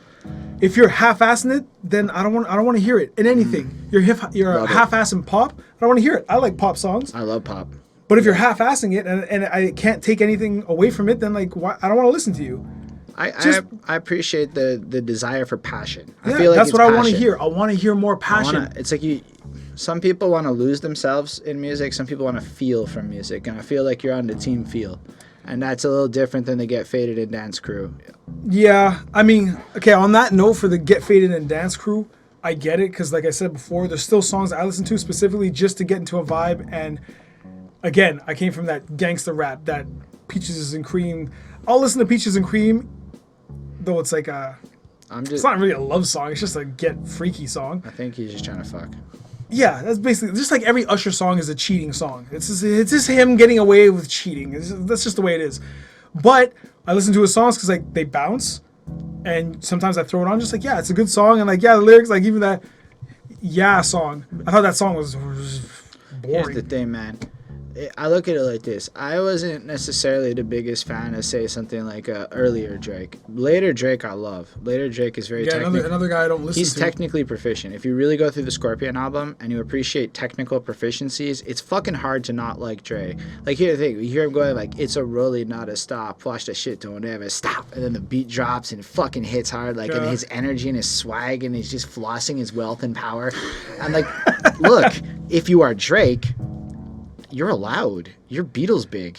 Oh yeah, you're definitely allowed. And I'm not gonna lie, if Drake says that and then consistently drops music for a decade, I mean, literally, he's not lying. I like something, but earlier Drake, I didn't understand until moments where I was literally drunk at bars at 2 a.m, just slurring out words, and then I got it. Oh wait, I was like, what song is that? Like, oh yeah, I think I've heard that. It's that Headlines track. Yeah. I like it. I can't, because I didn't like it until I was drunk at 2 a.m, and the whole bar is singing it together, and now I got memories. Yeah. But Drake is engineered for that world. Yeah. And when you listen to like some of the like recent lady bangers and shit, like I don't even care, man. You're at a club, that shit comes on, you're gonna want to dance. That's what it's for, and he does it absolutely phenomenal. Yeah, everything has its place. Definitely, I don't. For me, he's not considered hip hop. I don't know what. I call him pop. He's a pop star. Yeah, he's definitely pop. He is the world's possibly biggest pop star. Yeah, I get it. He puts it like you were saying. Described it perfectly. Look, he put Canada on the map. Every one of us Canadians owes Drake for legitimacy in the world. That's just facts. Like, yeah, from he a definitely. team sports perspective, thank you, Drake. You made us count. Yeah. He unlocked look, there have been more Canadian pop stars since Drake than before Drake. True. But again, it always comes down to I find there's more quantity than quality. We've had some good pop stars. Yo, Weeknd's good. I'm just saying. I like it. Like, yo. I mean, I don't want you guys, whatever. If you hate me, you hate me, but I don't like Weeknd. That's okay, man. I don't like Weeknd. But like, I just like getting, like, sometimes if I'm feeling a little feeling greened up a little bit. I don't like his voice. Because that's interesting you said that, because I'm trying to learn falsetto. Okay. So that high shit, like the I only got you. I'm actually practicing that actively. So I'm trying to learn how to do this. Okay. I know I sounded like shit there. Thank you very much. But in 3 years, when I can nail it, fuck y'all. Anyway, not fuck y'all. You're amazing people. But so I guess that's an interesting point, because from the technical and skill, I think what he can do in these octaves is impressive, and I want to do this. It's like, and so thinking back to how you connected to it, I only like The Weeknd because he's got something. He's like a Tech 9 in the realm of what he's doing for what I'm trying to get out of him. So the reason why I don't like his voice is because, okay, great, you can go up to like a C5 or whatever it is. It's so cool. Great, doesn't mean you have to. I like it. It's fine. Jamie, have you ever heard of Jamie Vendera? I have not. He is a vocal coach, and he's where I learned singing from, and just in general, just breathing techniques and everything. He can shatter glass with his voice. Hold the fuck up. You actually go through that process of like looking up breathing techniques and actually. Not anymore. I did before. That's like so I cool. have it now. Like I know it. No, but that's what we're talking about a little bit. Because, that's a game part of your 10,000 hours of practice and shit that shows your dedication. I definitely haven't practiced as much as I should, but I still practice it now. But on that note of Jamie Vendera, he can go up to a C6, I think. But he can also go down to I can't remember if it was I think it was a C2 whatever. He has a pretty broad range. I think four octaves he has. Anyways, but he can shatter glass with his voice on command. That's incredible. Which it's nuts. That's he was on Guinness Book of World Records. But it's the fact that even he was saying, I can help you push your voice to a C6 if you wanted to. Doesn't mean you have to sing that though, because I don't know how many people want to hear that, even regardless if you can do it. It's like that's basically what you're saying about Eminem's overly complicatedness. Doesn't mean you have to do it every single time. You're a consistent motherfucker. I like that. Yeah. So yes, the Weeknd can go up that high. Great. I don't like the sound of it. I just don't like the sound of it, and especially you singing on every fucking track. Mostly, I get it. I don't want to hear it. I just don't want to hear it anymore. It's kind of aggravating. I feel that, like, I can feel that way. Sometimes just the dude's voice might turn you off, and that's just it. And you know what? That's totally respectable. Honestly, like, I know a lot of people can't stand Danny Brown because of his voice. I don't know who that is. He's a very high-pitched, nasally rapper because of his voice, and it's so hit or miss. You either fucking like it or you don't. That's his style. If that's what he wants to do, great. But I actually just don't think he has a choice. Oh yeah, like it's so marketable. Like you have to do it. No, but it's more like that's his voice. Shit. Like, he's like, oh no. That's like, just that. Oh damn. I don't know if it's his talking voice, but like, I know that like you barely ever hear him not like that, and I don't know if it was whatever, but I love it. On that note, he's definitely made success from it. So I mean, hey, that's just the way it is. That's your talking voice. He's a winner of Geography Lottery. He's from Detroit. Okay. If you're from Detroit and you're in pop, at some point Eminem will interact with you. And that's true. It's not it's like so true. Like he made it. He was on Welcome to Detroit. Wow. So why? Because he's a big name indie artist from Detroit, and Danny Brown has some incredible features. But so anyway, that guy's he's a really talented. Anyway, you might not like his voice. That was the point, really. Okay. But he's a really cool guy in terms of his tenure of hip hop. But yeah, Geography Lottery is a fascinating other topic. I can respect that for the fact that Eminem using his name from his hometown where he started will help local artists basically from his hometown come up occasionally, but he still does it. Yes. So I like that aspect because he'll go to he'll actually like show up at their sets occasionally. Like he showed up at a Big Sean concert. I've heard of Big Sean. Big Sean's also from Detroit. He's a goofy one. He I don't know how to describe him. Some albums you would maybe really like, and some albums you'd be like, fuck your vapid bullshit. He's officially one of the corniest pop rappers ever, but he's got his swag. Like, there are some albums from him that, like, you listen to it. Apparently, his last one slammed, and everybody, like, it took #1 in the charts. Like, people fucking were hype it up, like, it just dropped. Yeah. I haven't heard it yet, but he dropped his album in 2017, and I still have tracks on that I want to listen to because he has this honest authenticity of, like, vulnerability throughout the album that I really like. Okay. And he's a pop guy, but so, like, it just slaps nice. You're definitely more willing to listen to guys than I am. It's because I was reviewing these albums. True. So for me, it was like an occupation it still kind of is. It's almost like I needed to listen to. I wanted to do a show that was about new albums every week, so I could stay in the loop. Okay. Yeah. And a show about classics. Moving forward, I'm probably going to do a very short version of the new one because people don't care. People don't have anyway. But the classics, it's worth really going into. Okay. And I'm going to do that, like, because it's whatever. But so for about 3 years, I just almost every week listened to 1 to 2 new albums that came out. And so sometimes they hit, sometimes they didn't. But what happened was I became a lot more open-minded to new music. I started to like a lot of the melodic stuff. Okay. I can listen to certain Lil Yachty tunes and enjoy them. Do I think I like him. He's more hip-hop than anybody gives credit. He's one of the most hip-hop dudes out there at a fundamental 90s inspired shit. Okay. He's basically going, why do they all hate me? My shit's fine. If you fuck with me, I'll fuck with you. All the shit that you would hear from a classic hip-hop rapper, but he's really rich and they're jealous of him. Again, a bunch of shit you'd hear from a classic 90s rapper, but he's doing it in auto-tune, so people judge him. I mean, again, it's what he's saying. If he's saying is very clever and he's doing it in a way that's like, damn, I wouldn't even be able to. He was like 17 when he popped, so it came off like a goofy 17-year-old kid, honestly. Okay. And when I took that, I also take age into perspective. To me, it matters. Everyone Definitely. Talks about how Nas dropped Illmatic at 17, and that's like this weird exception. Everyone also forgets to talk about how it didn't sell and he sold out at 19. I just want to point it out. Like, I'm sorry, but I reviewed the first. Nas is brilliant. Even Nas selling out Nas, but Pablo Escobar is a weird role model. Okay? Yeah. It's a weird role model. Why are you that? You were not that guy on the first album.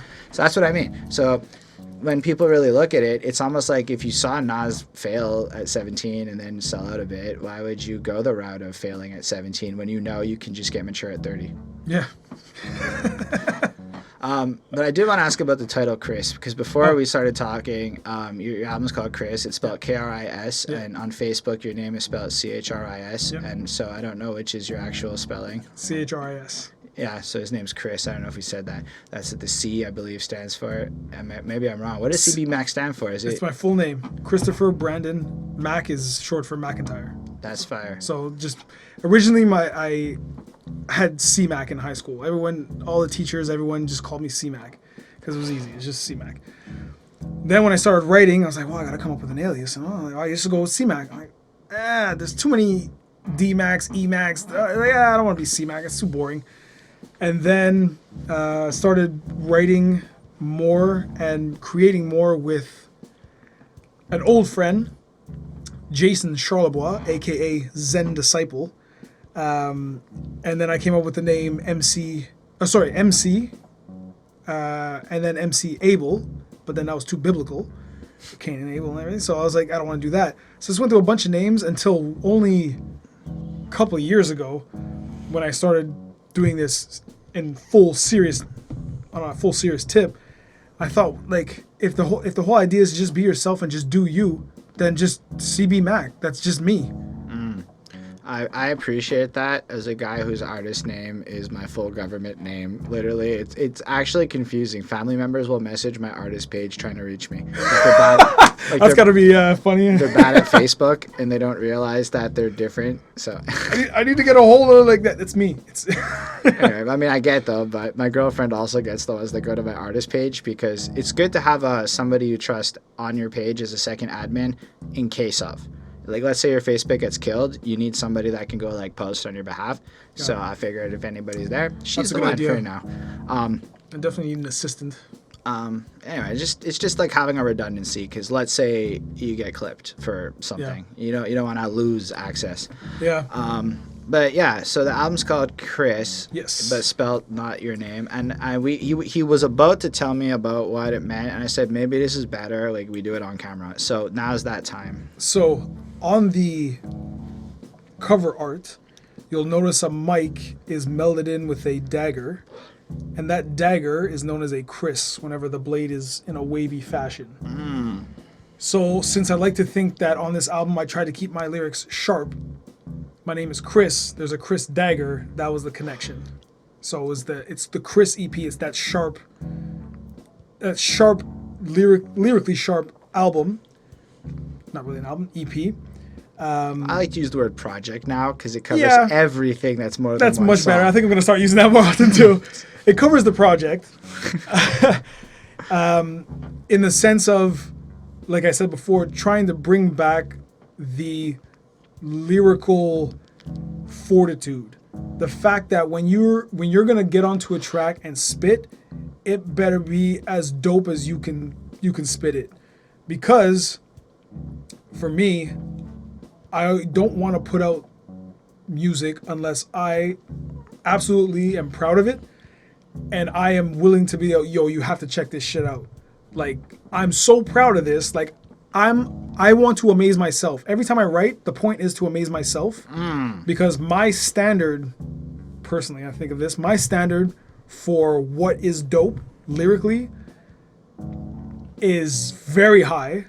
Very, very high because of what I've listened to. I've listened to, in my mind, the dopest MCs, Eminem being one of them, Method Man. The way they do it is insane. That's the level I want to get to, that dope. So if that's what I want to get to, then my standard has to be fucking high. If I write something that I'm like, yeah, I guess it's okay. If it's okay, fucking scrap it, rewrite. And I've done that very many times. Is that even a way to speak? Very many times. I've done it very much. But just so you know, you can back it up. He has bars. Okay. Like, Mac is Alexander, great. Typo Will so feral you can't debate. Get it? I thought those lines were great because I was... Do you know where that's from? No. Old School. If you ever seen the movie Old School, where Will Ferrell's debating on a debate team, that's where that whole I line's caught from. the Will Ferrell part. I didn't know about the debate That's part. also another part inside it. That's wicked. Will so Ferrell you can't debate. And I just thought the Alexander Great line was nice because I recently listened to a whole podcast documenting the whole battle set of Persia, including Wow. And it was right before Alexander the Great, but still, I was listening to him a bunch, and I'm like, yeah, because that's an interesting and powerful historical figure to compare yourself against as far as general tactician shit, which honestly, seeing even more so in this conversation, I feel it. I feel it's like you looked for a character in history that you wanted to be like. Yeah, and I thought it would be a nice just opening line. And that was on, I think, the track Clownin'. Yeah. And you sample Snoop doing his mumble rap. I had shit to. at the When I beginning. saw that video, I was like, oh my God, he hit it on point. Like, I have to use that. That's fucking funny. Yeah. But yeah, so the EP starts off with a track called Confidence. I'm not going to lie. I found that you write impeccably well. Thank you. And it's more conceptual story emotion here. Yes. So it's a lot of the bars in and of themselves aren't necessarily as quotable. It's like the songs are packages. So I did try to write down a little something because what caught me, but like I found it was very straightforward and I felt it very clearly. And I like confidence is like you seem to be struggling with the idea. Like it almost starts off the song like you're battling with confidence, but you flip the entire tone of the track by the end where it's like, but just keep fighting. Basically. So like that would be like it. I mean, at a bar level, it's beautiful. You put your struggle out. You feel like I'm inside your head as you're almost giving yourself this like fucking pep talk. Yeah, that's a good way of putting it. And then I like the line, the aim is to become one person again. Yeah. That was like one of those things where it's like, I mean, I connected with that within myself because of my own story. But I wanted to know a little bit about, because I feel like that line in and of itself is the song put together. Yeah. And that I thought was cool. So what brought you to this point? Because it's like the start of the story that you put out here. So how did this get to be where you wrote this track? So the idea was, again, along the lines of,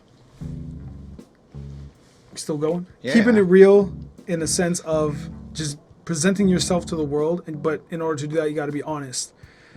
In order to be honest, you got to be honest with yourself. So the whole reason I got into this and continue to do this is because writing for me is a form of therapy. It's also a form of self-reflection and growth. That's the key for me, is when I write, I'm going to look back at this and almost teach myself, which is what I've done. A lot of my songs that aren't out, but I've written, and then I go back years later and I read it. It's almost like I was writing it so I could read it in the future to be like, oh, I was on the right path, or just in what you just said, I like the idea of being honest with yourself. Did you feel that like prior to the idea of being confident, you weren't being honest with yourself, Yes. almost creating a duplicity? Because the idea there is there's a duplicity of some kind or multiples going on, and you need to align it all together to the core of who you is. Exactly. And so I'm just trying to see if that's kind of what you were going for with that. Yeah, that line that the aims to become one person again is basically me telling myself, because like you said, it is bringing you into my head and giving myself a pep talk, and also kind of inspire myself to like just whatever you want to do but are too afraid to do it, just do it. You gotta just do it.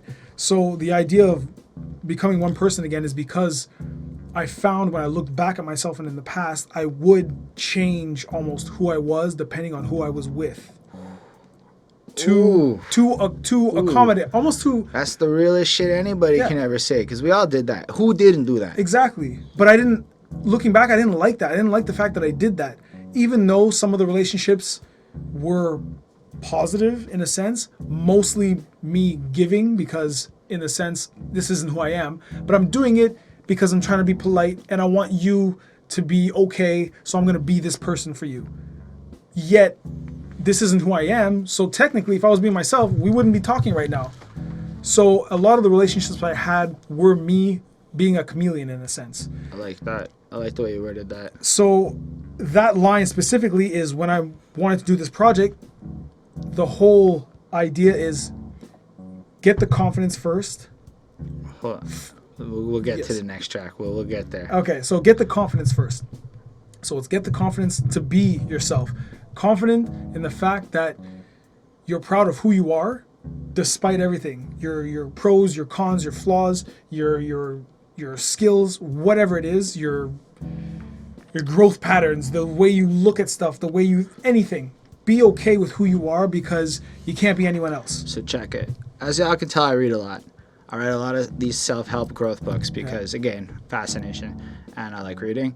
He just gave you the first third of all of them. He just saved you hundreds of pages of reading. You just go listen to what he said again. Rewind it, listen to what he just said, and you saved yourself 100 pages of reading. Oh, but on that note, it's just because it just made sense to me. It's almost like it clicked, and it's like all these years of trying to please people, but in order to please people, I had to be someone I wasn't. What did I gain from that? Oh, fucking mess of thoughts, questioning myself. Who am I really? So when I wrote this, it had been a while that I'd been writing and along the lines of being honest with myself. So when I got to this point, when I wrote the EP, it was that I'm all in. All in, I'm being myself. If nobody likes it, fine. I'm still going to write because it's not for you. It's for me. That's how selfish this is. I'm writing it to better myself. I want to be a better person. Name me an artist that didn't do that. Like a top tier artist that honestly didn't approach it like that. Everybody writes for themselves and then tries to write it in a way that other people will like. But, I mean, I don't know. Maybe I'm just connecting as an artist here, but I mean, I wrote an album that is just about me being an office employee and my grind. Because what else can I write it? That's what motivates me. That's what I want to listen to. In fact, as an artist, it's like, shouldn't you be trying to write? So I'm losing weight. My next song is about to come out. It's called Lose Weight. Exactly. It's like I'm writing the song for me to work out to. Exactly. Anyway. That's exactly it, man. I want to make music that at least I want to listen to. So the next track, though, is I think it's Let It Go. I hope I have this in order. Is it Let It Go? On the Chris EP? Yeah. Or is Let It Go is a single on its own. Okay, so Let It Go is not on the EP. Whoops, I got a little confused about it. So Water Over Wine is the next one? Negative. The Chris EP, it's okay. Don't worry about it. I didn't put it up on Reverb Nation. Oh. Because I'm pretty sure that's where you're getting that from. Shit, I fucked that up, didn't I? I know I copped that, and then I listened to it, and then I fucked it. Yeah, this is all on Reverb Nation. That's all on Reverb Nation. Damn, Confidence is on Reverb because I wanted that I know I caught that, and so this is doing bad research on my end. Don't worry about it, man. Okay. The other two tracks are Focus and Recognize.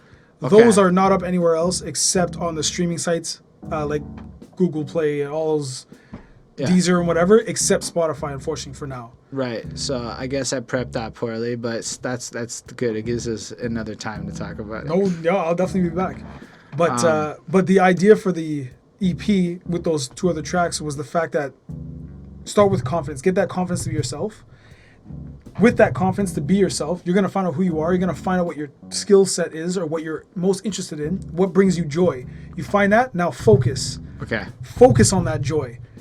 Focus on whatever it is, whatever brings you joy. Focus on that because that's just going to draw people towards you that enjoy that vibe or either on the same, say for you, it would be bringing up Montreal.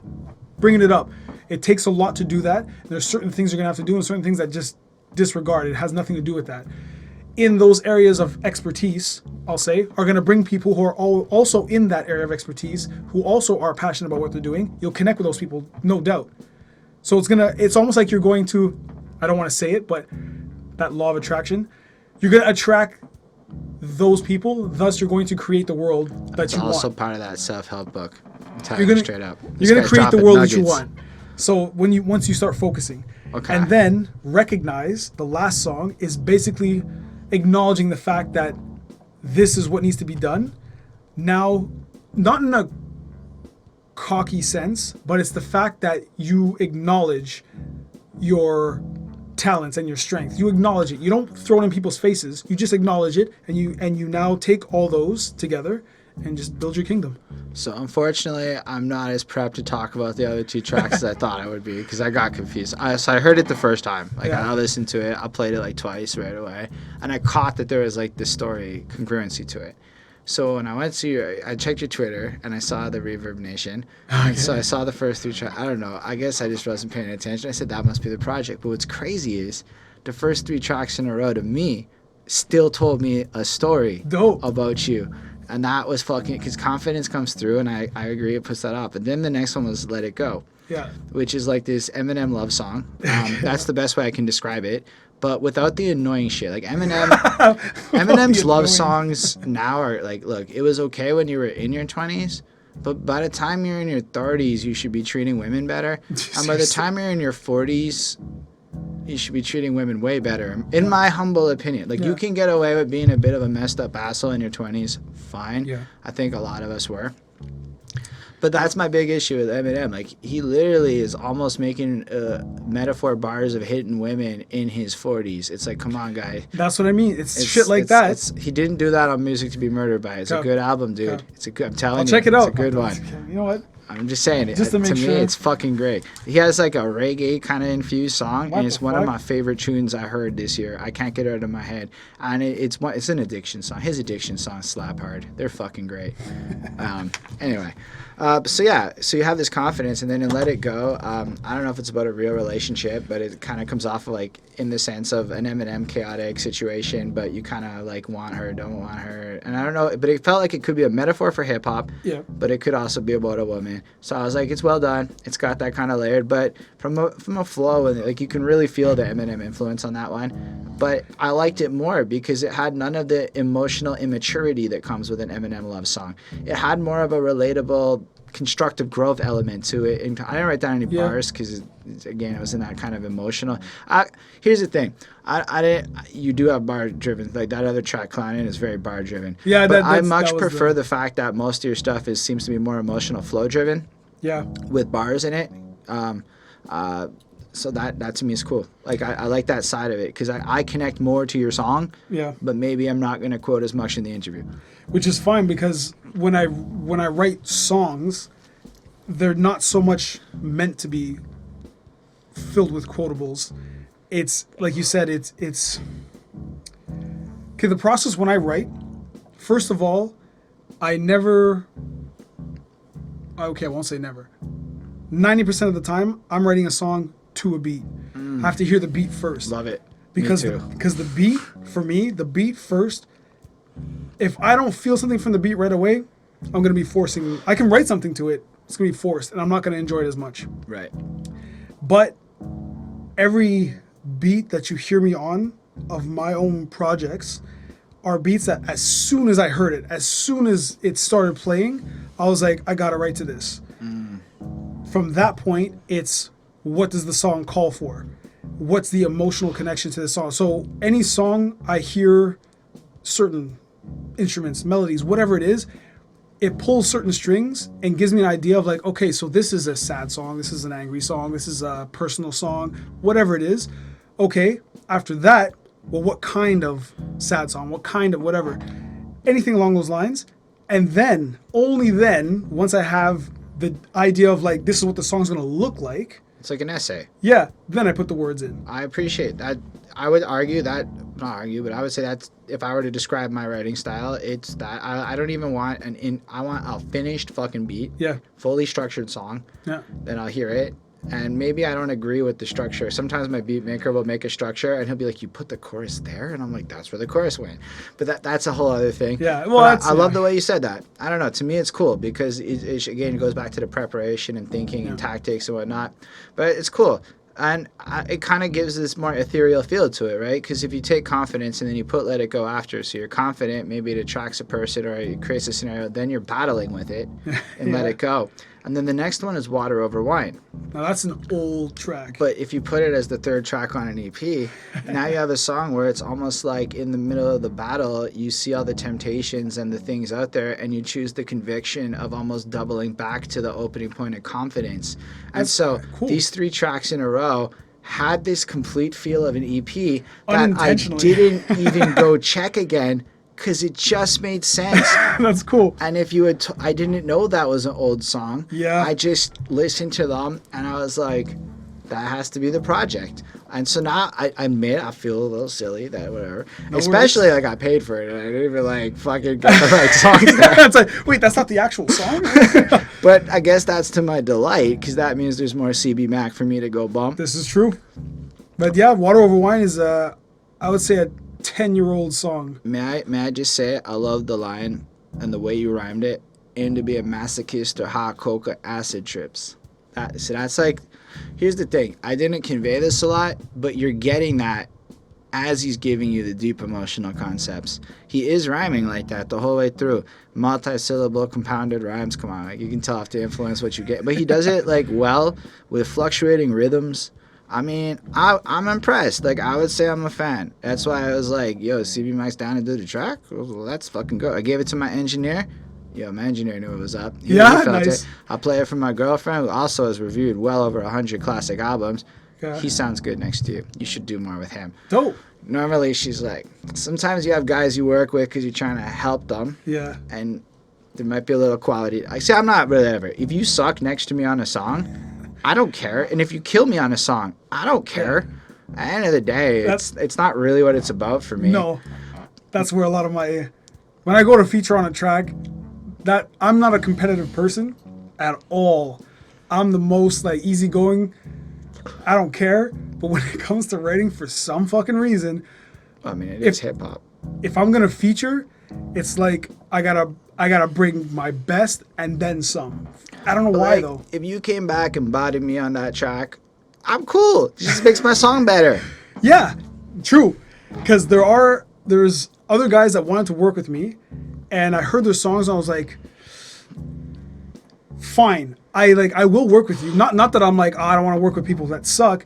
It's the fact that I wasn't inspired by your talent, and I feel it's almost like I think if I go on your track and you hear me, you're not gonna want to put it out because you'll know that, not to be cocky, but the fact that mine was written better than yours. Just the way it is. It was written better, but I'm not intentionally doing it to outshine you. I'm not intentionally doing it to make you look bad. It's just, I personally, when I write, I want it to be fucking good. I want it to be fucking good. I'm not going to just... I mean, listen, man, he took a couple weeks. He gave me back something that was fresh. Like, yo, I love the tune. Y'all can't hear it yet. You gotta wait till the album's out. Album's not, whatever, we have stuff. My engineer's slow. I like him, but he's slow. That's what it is. If you ever watch, he's not gonna watch this. If you ever watch this, Matt, fucking slow. But he gave me the homie rate of homie rates. So slow is what the fuck it is. I could probably get more if I spiked my rate. And I'm not down to do that. Nah, whatever, man. There's no rush. Nah, well, in my mind, there's a rush. But okay. I want everything out today and yesterday because I'm like an impatient person. Actually, the hardest part of making music is sitting on songs that are ready to go, in my opinion. Yes, I agree. I hate having a song there that's like, why isn't this out? I look at the songs, what am I missing? Why the fuck am I not finishing this? And then why is it not out? I have shit that is just done. But we're strategically waiting. Okay, yeah. Like, my album is 95%. It's not all fully mastered, let's say. But, like, I could have just been releasing shit. Yeah. Right? Like, these songs were done. And basically, it got held up because I was waiting on features. Okay. Yo, you have no idea. This guy saved my fucking life. I didn't know it was hard to get features. Maybe it's just because I'm a weird rapper and I don't do conventional beats. Because I admit what I gave you was a weird fucking beat. Yes. But it was. On that note, just, like... that's the reason why I wanted to do this, was because, for one, you're dancing all over the beat usually, so like it's a very unique style, and I was impressed. I was like, this is fucking cool. Like, I can't do that. I'm sure you could do some shit, man. I've heard you did it. It was fucking great. Well, and then when you sent me the beat, I was like, oh shit, like this is right out of my comfort zone. Like, I am completely out of my comfort zone, but I was like, but you know what? It's a challenge, and I can do this. You killed it. Thank you. Like, straight up. I mean, I don't know who's better because it's not. I'm not like that guy. It's not I feel like you. Because here's the thing. I think it just. I mean, maybe we're just kind of like, being a little showboaty here. It's the kindness battle right now. I think it's like straight up the way it sounds next to each other. That track is gonna slap. And if you guys don't like it, whatever. But in my opinion, I think, look, I'm going to release this track with multiple versions because that's how I ended up getting. I have two other people because I sent it out a lot. Okay. First people just didn't send it back. I had two people fucking just leave me in limbo, and it was awful. So it's technically 6 separate people have received this beat in total. C.B.Mac came back first. C.B.Mac gets the album spot. Oh, shit. That's kind of what it was. When you told me that, I was like, oh, man, like, I wish I could get it to you quicker, but I had other stuff I was writing, stuff happening. And unfortunately, the next day, dude came in, laid down his next verse. I respect that, dude. It's the bonus track version. No offense to him. I love your version. It's like fucking like, Oh. Like, I haven't met a lot of rappers I want to make a lot of songs with. And that's how I felt. Like, I just feel like if we went on a stage and fucking banged out some shit, it would kill it. It was fucking... and you know what? The cross-marketability of the sounds, for me, it's like easy peasy shit. I would love to do... I can't wait to do shows again. I'm building up the catalog first before I do shows, definitely. You got 3 tracks, you can do a show. I know, but... I it's want worth variety. it. I don't want to just do EP. I don't want to just. I want variety. You got like 8 tracks. You like right now. I need a bit more. I want at least the second EP that's going to come out soon, before the end of the year. It's coming out before the end of the year. Man's putting in work. Yeah, it's. Hold up. You know he does all the mixing? I do everything. He does the mixings and shit. Fucking guy, and he uses I think Audacity, man. That means he's self-learned. You hear Audacity, everything. You picture the YouTube videos, you picture all of it. That's why big respect. That's why I'm so swamped with stuff, is because I'm learning mixing still. I'm always going to be learning mixing. I'm learning photo editing. I'm learning video editing. What the shit? While I'm learning how to get my bars up more, how to create songs more. I feel like that aspect of writing a song, I've gotten a handle on it. I'm just going to keep doing that because I'm just checking the time. Yeah, I've gotten a handle on it, and I understand my workflow, my method, and I can easily write songs because, like I said, I listen to a beat, it hits, I'm writing to it, writing's going to be easy. No problem with writing. The problem is the length of mixing. Photo editing takes so fucking... For me, it takes so fucking long. I'm never going to do it. It takes so... But that Chris EP cover art... I did that. Amazing. I did everything. It's not the best, but it's the best I could do at the time. Okay, I think it's, no offense, not well designed in the sense of conventionally well designed. But if we're talking about impact, it caught my eye enough to remember. Good. And my fans, the like 5 of them that check my interviews, because all the interview views come from you, they're gonna know that I don't give a shit about album covers. Okay. They're boring 98% of the time. Yours has this weird style to it where you're like buried behind stuff and you're like, what the fuck is that him? Yeah, what's going on? It's the almost, fact that you thought it was a wig at first was like, that's funny. I didn't think of that. But like, it's almost like a coded bar that you gotta rewind.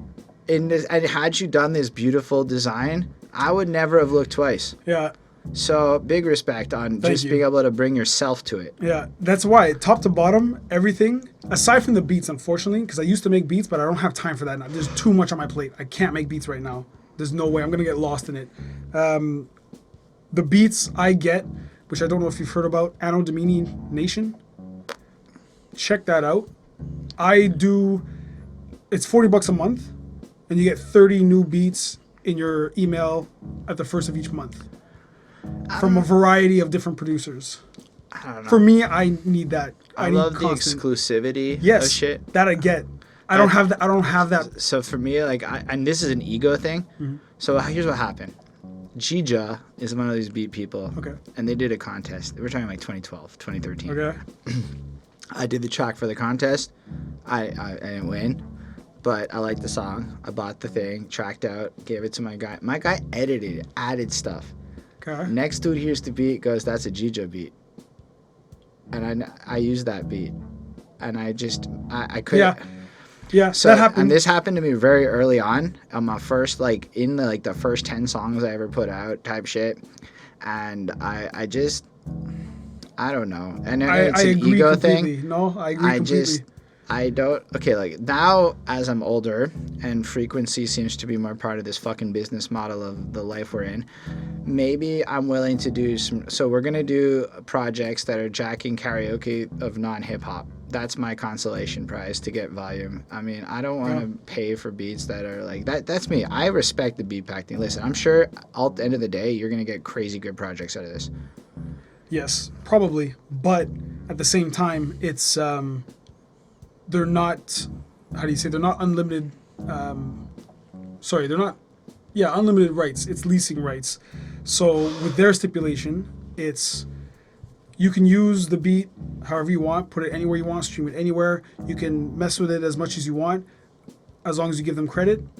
And you're allowed to have up to 100,000 streams and 1,000 units sold at whatever price you want. I don't know how they check that. unless they're just assuming that they can type up their name. If you get big enough, they're gonna know. Yeah, but I'm not trying to dodge them at all. Like, I get that. I'll do that because you're providing me with the beat. There's some upgrade option that you pay more. Yes, exactly. So that's why I don't care, because right now I'm a nobody. By the time, say Confidence, just the song, that's a Anno Domini beat. It gets huge, where I'm actually getting a lot of traction. I'll buy it for sure, because I know it's doing well. I'll buy it. No doubt. Fair. I mean, I don't have an issue with leasing. I don't want to ever use a beat, and this is just for my albums at least, that anybody else is ever gonna ever use. And that is the only thing. And it's probably like I basically burned myself on like 5 mixtapes because of this. I'm gonna be real with you. Stupid me. If I think about it, that is a moment where even probably, like, if I'm really thinking it through right now with what you just said, 40 beats a month, I can legally release this to Spotify. Yep. I could have put out like fucking 5 mixtapes. Yeah. And I'm a bit of an idiot for not doing that. But, that's what it is. Yeah, it is what it is. I mean, I'm not going to stay on this forever. I want the same thing. I want beats that no one's ever had or can ever use because it's my own.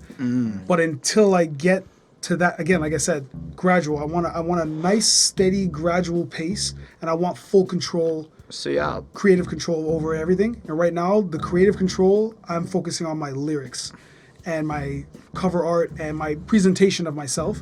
The beats,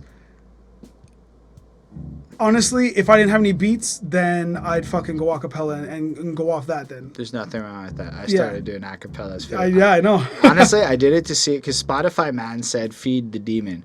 I want constant releases, and I can't afford to wait and pay engineers. So these acapellas are unmixed, unmastered. I write some shit, spit it at the mic, render, take a bullshit picture, send it to my guy because I pay for his Photoshop, so he does things.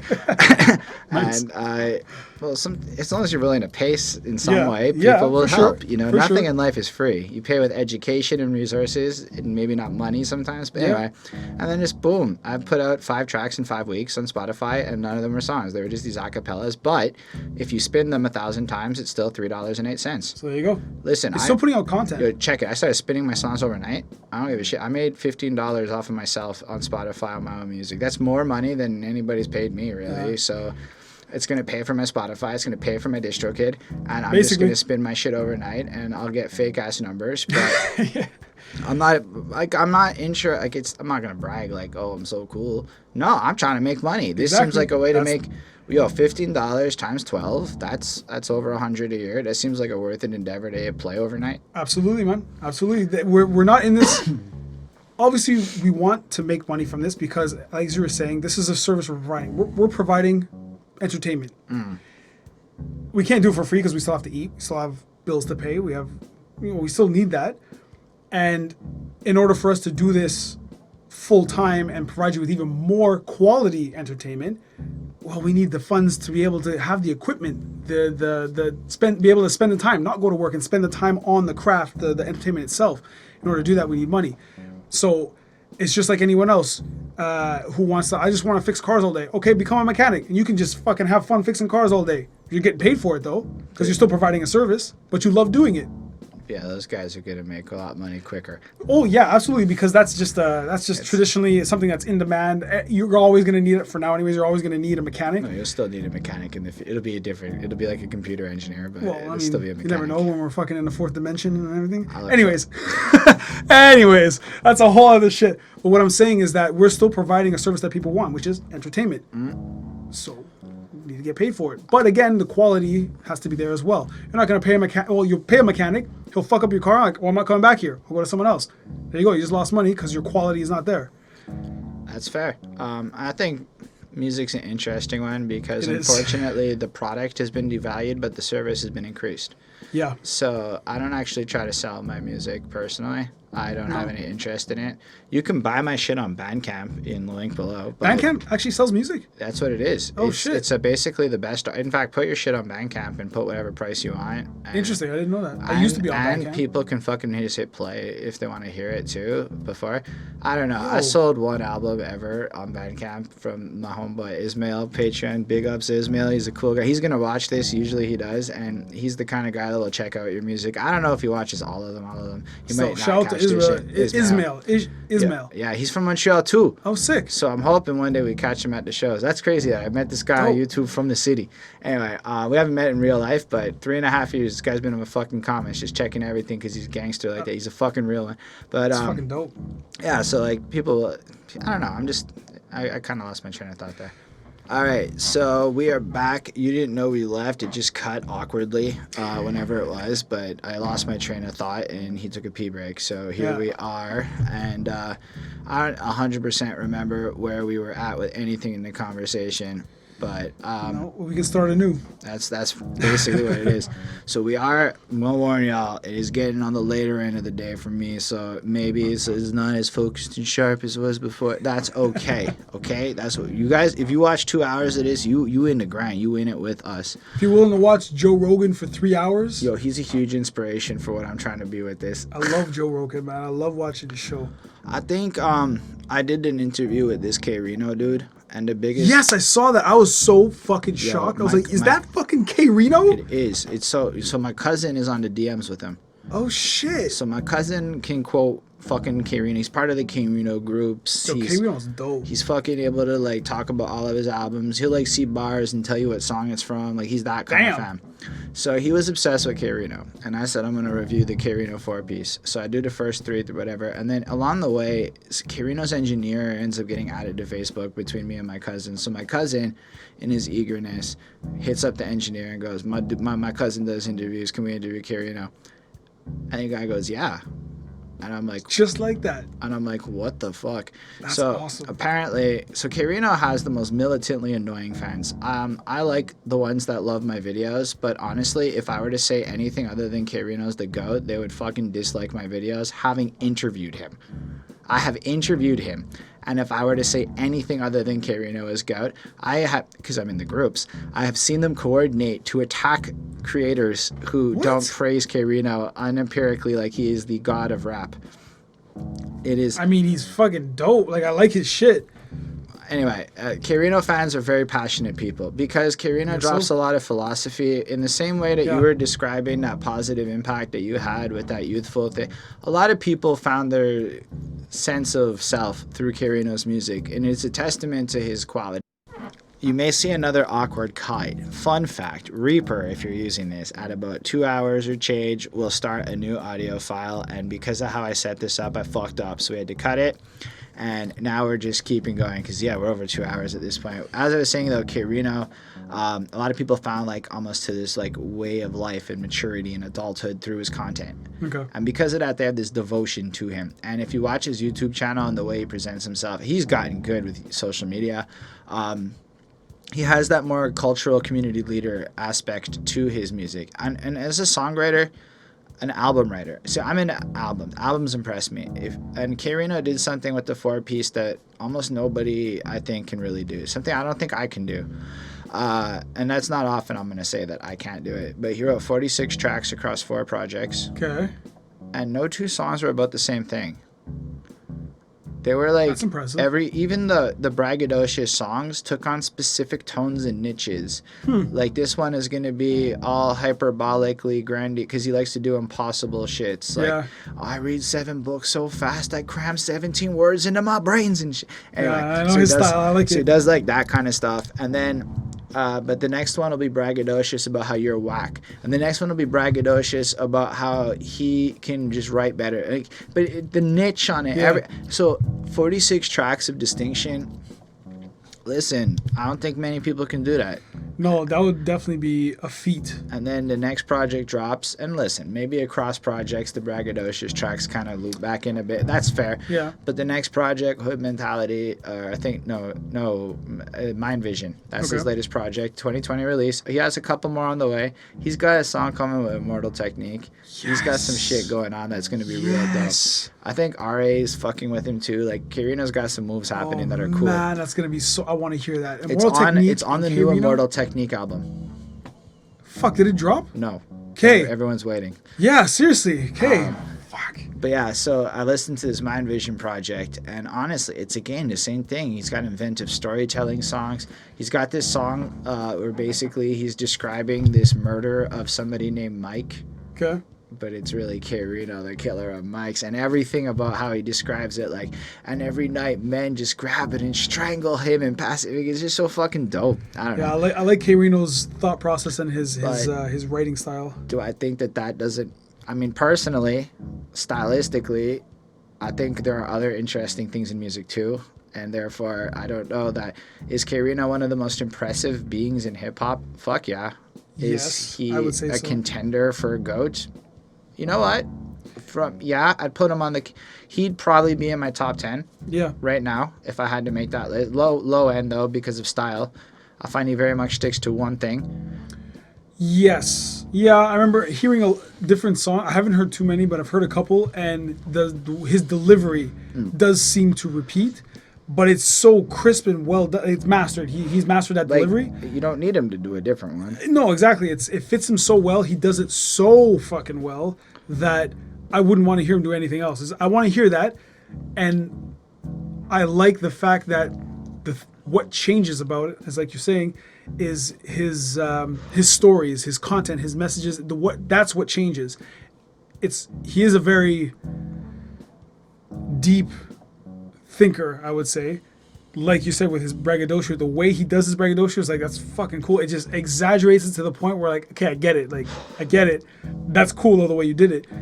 So his delivery doesn't have to change because what he talks about and how he talks about it is what changes.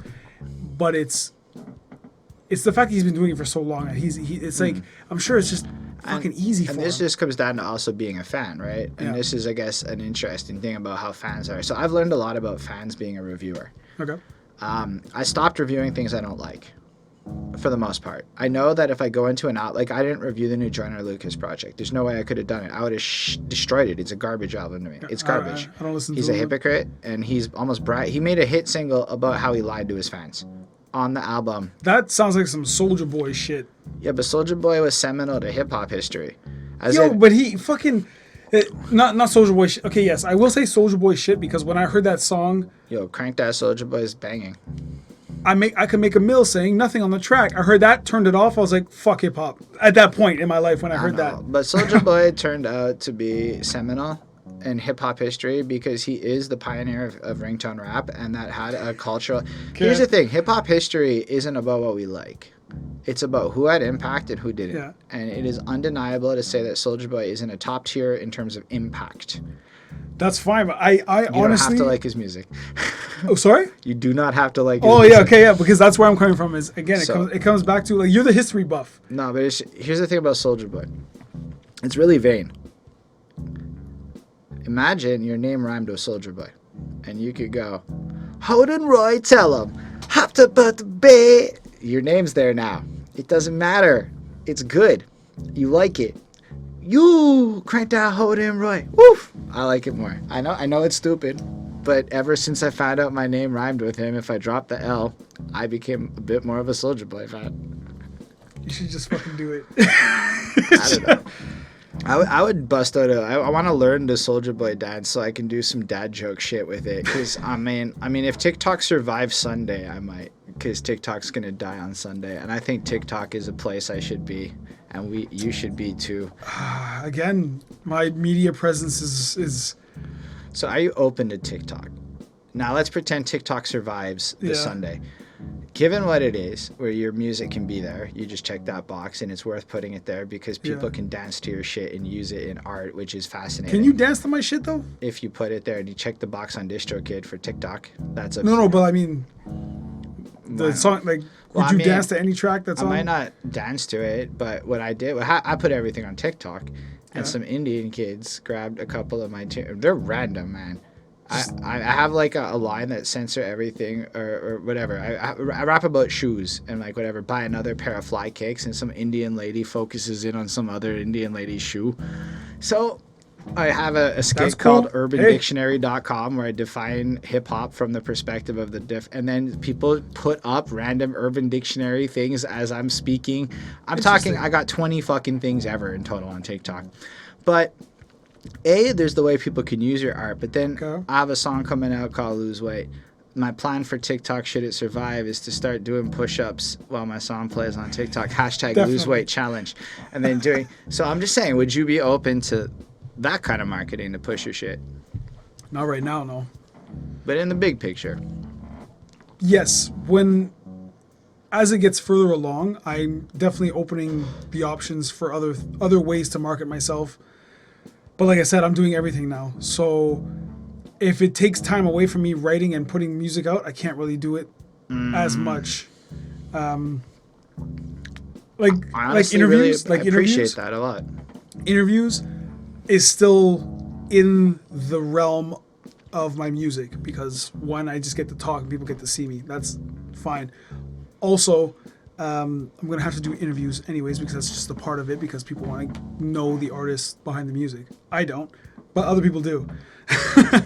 So, actually, I mean, ironic because we're on an interview here, but in general, do you care, YouTube people, if you're still watching after 2 hours and change, do you care about the artist behind it? I mean, I assume you do, watching an interview about an artist. If you're still here up to this point, then I guess you do, obviously. But you also might just be a C.B.Mac fan and only care about C.B.Mac. Maybe. And that's also, or weirdly enough, you actually just dig me interviewing people, which I hope is the future. But I'm willing to say the numbers are not saying that right now. It's starting. Yeah. I've noticed that the people I've interviewed are the biggest return people for my interviews. Hey, that's what it takes, yo. But, I mean... The channel is more of an album review thing, so my fans didn't necessarily come to subscribe to hear about. I just started throwing Montreal in their face. Okay. I had 1,800 subs at the time, and I'm like, wait a second. Damn. I mean, we just hit 23 today, I think. So that's 2,300. Okay, I was not going to say 1,000. Oh. Oh, that's. Well, still, I mean, that's fucking awesome. I have plans for it, but in the same way that you prioritize your life to be able to deliver, I had to stop. I was burning myself out. Okay. I was doing too much with the YouTube to a point where I wasn't doing with music. And I loved the YouTube was useful. It is so you're Definitely. here. Honestly, you're only here because of the YouTube. That's the facts. It is For real? for the journey of it. No, not you on the thing, but without the YouTube, you wouldn't be here. My life would never have progressed to the place Oh, on that where note, yes. you're here and I can say the shit I've said in this interview that has you interested in me as a person and wanting to come back. True, yeah. Because all of that hip-hop dude, in 2016, I thought Tech Nine was GOAT. Or Eminem was the shit. Eminem is not my favorite rapper anymore. Eminem is a technically proficient rapper I barely listen to. And It's the same thing, though. I mean, I thought Eminem's album was banging, and then Ari the Rugged Man dropped an album, and that was banging. I haven't listened much to him much. Check his 2020 project. That's worth listening to more than Music to Be Murdered By, in my opinion. Because I've heard a few. I've been intrigued, he's but I so haven't good. delved into him. Seriously, and he'll talk about how he doesn't smoke or drink, and he drinks tea and shit just so he has the breath capacity to do some of this crazy. He went faster than Godzilla just to prove he could, Okay. just to make fun of it. And he does a nod to Godzilla in the part so that you know he's doing that, That's because impressive. Eminem copped his style, not the other. Yeah, Ari is 91. Method Man. That's the thing. See, I've heard the name always, but never delved into it. So RA used to do things like jack off on people. He would spunk on people Okay. and throw feces at them. So he got blackballed. What the fuck? Why It's was the he doing that? 90s. And then he was friends with Method Man and shit. So it might be PCP. And I say that because, he was friends with Method Man. And, when Method Man was doing Tikal, the song Tikal, he's, faded on dust, right? He can barely function when he's Tikal! He's fucking high on dust. This is just, if you can go Google it, he's out there. Goddamn. He, walked into the studio session gone. Shit.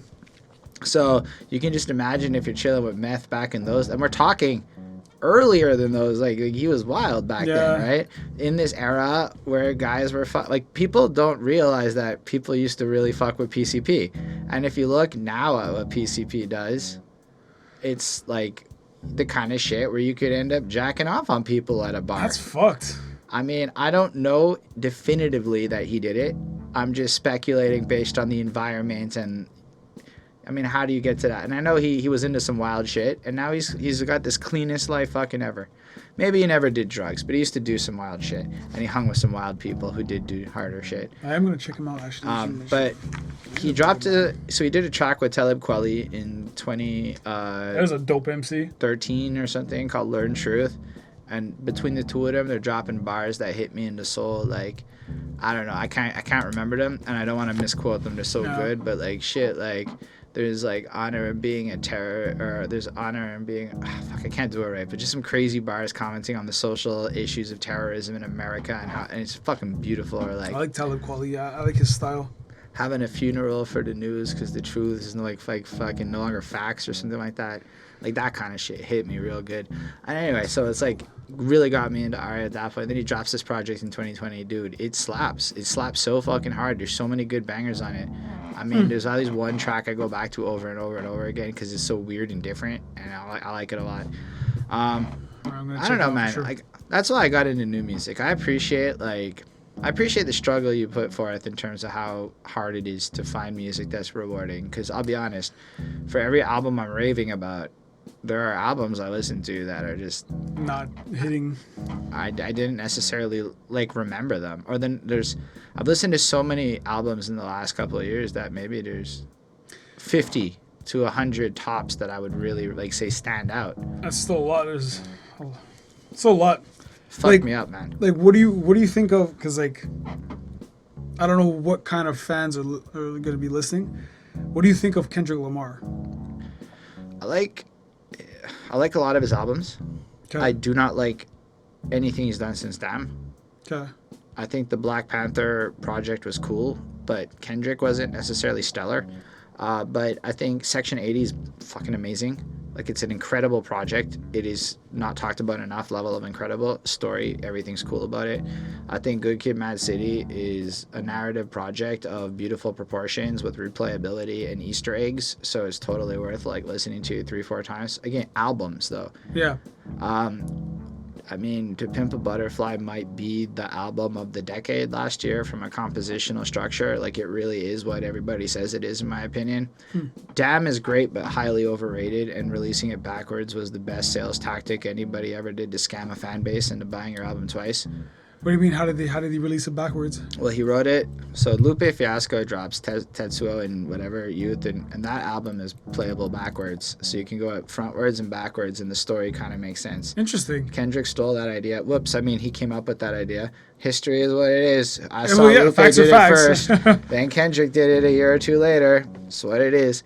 He released his Damn album, and you could play it through one way, and then you could play it back the other way, and yeah, I guess the story makes sense. I went through it on the review. You can watch how I thought about it then. I don't really remember it. Here's the thing about Damn. I don't really listen to any of the songs anymore. Okay. So, but, you go back to any of the other older Kendrick albums, there's tunes where they come on and it still fucking gets you into feel so fucking... Because, like, he's a genius in it. But now he's kind of rich. He's kind of older.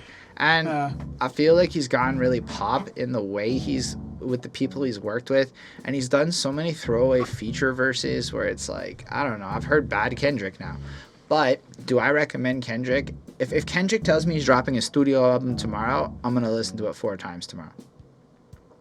If Kendrick tells me he's dropping a single, I'm not even gonna pay attention to it, because I can't say I've ever really cared about his singles as much as his albums as a whole. Like, I became an album guy. Okay. And as far as albums go, Kendrick slaps in this decade. He's part of the reason why albums are still done to the level that they're done today. He helped contribute to the culture of albums. Okay.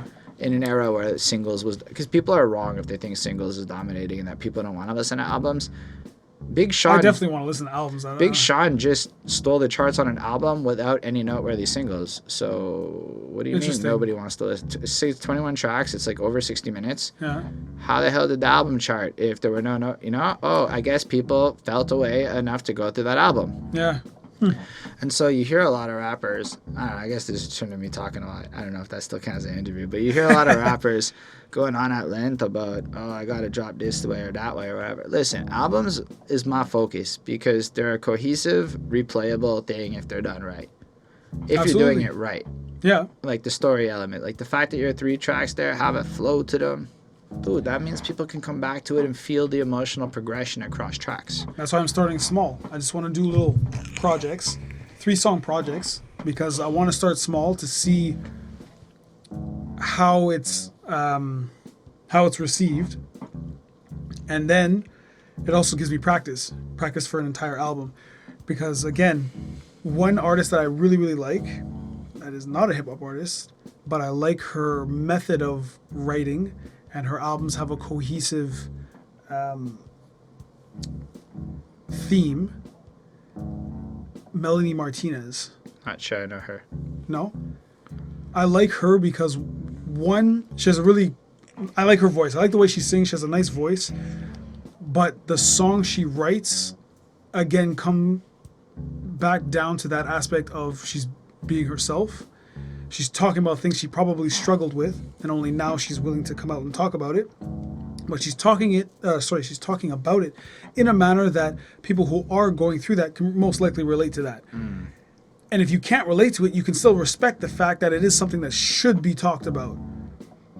And on top of that, her videos are now movie lengths because it's one video that goes through the album. Each song, and it's like watching fucking Broadway. So this is the level of the aspiration you're building to. Yes. When she did that, I was super impressed.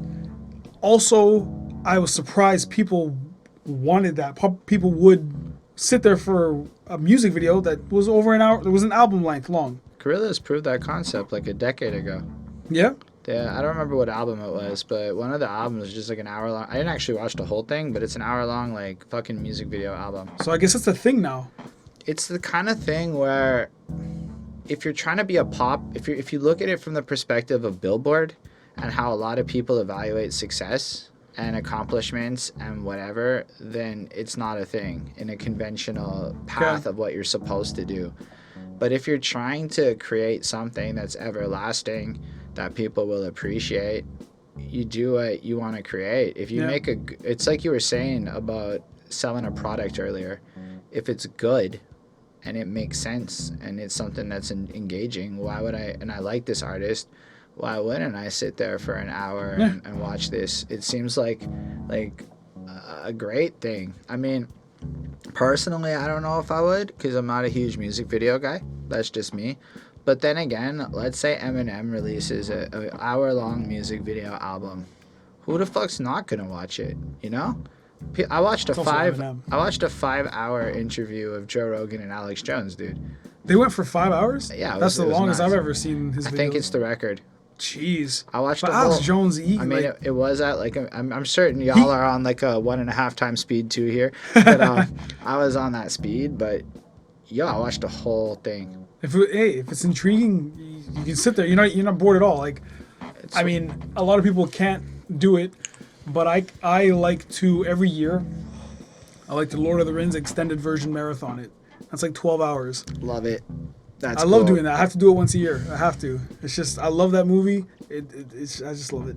I feel like, but it's the idea that when something's engaging enough, and almost pulls on deeper strings, you can just watch it, and then you can watch it again and again. There's some kind of lower or deeper appreciation for it. Something else is to consider about length, right? Like something long like that. I started watching these 5-hour video game analyses videos. Okay. Well, like some games that I'm never going to play, because in that same vein of accepting that you can't do everything, you have to accept you're never going to play all the video games. And sometimes it is better to watch a guy on YouTube for 5 hours while you're working, not necessarily play the game, but describe what the story, the elements are, so you can get enough of the experience. I don't have to actually go play it, but I felt like I played it. I'm playing Witcher 3 right now. Yeah. And I don't know that I have 80 hours ever to go to Witcher 2. Yeah. Like, I don't know that I'll ever do it. Cyberpunk's coming. There's too many good games coming. So watching this guy break down all the story elements that I didn't get is kind of saving me 80 hours. But it's also one 5-hour video. So in the era of work from homes and shit like that, I got 3 monitors. You don't think there's a fucking YouTube video up a lot of the day? Yeah, I'm not necessarily watching it because I listen more than I watch it. Yeah. But having a good piece of content on that's very lengthy, that's engaging, it actually makes me not have to search for more content. Yeah. So let's say I was feeling like music and I have an hour to kill and that video's there. Man, I'm going to watch it. Yeah. Because it's, what you want to do. And I think we often overthink how many people's enough is another question. How many people is enough? Yeah. As in... to make that piece of art. Because if 50,000 people is enough, there's a huge chance that almost any piece of art you make can get that level of consumption. Even if it's trash, you can get 50K people to care. Yeah, on that note, if it comes down to something that just is available and people have time to kill, yes, you can definitely... I'm not trying to advocate for bad art. I'm trying to advocate that maybe if we look at it from that point of view, it's worth making complicated art, because if enough people listen, it becomes worth it. Well, I think it's always worth making... Okay, wait. Not complicated art, but I think it's always worth making something that you are truly passionate about. Right. Because there's going to be someone who's going to appreciate it. Always. There's always a market for anything. So if Melanie Martinez makes an hour-long video because it just spans her entire album and she's dancing in and there's costume changes, this and that, she wanted to do that. She conceptualized it. She got it down, produced it. Anyone who says that's not dope, that's fine. That's fine. That's not dope. She thinks it's dope. And I'm sure the people who enjoy her music enjoy her expression in her art, also going to enjoy it. But it also captures people who maybe don't care about her music but end up liking the visuals. Yeah, exactly. But it comes down to the fact that she wanted to do that. Right. She had the idea.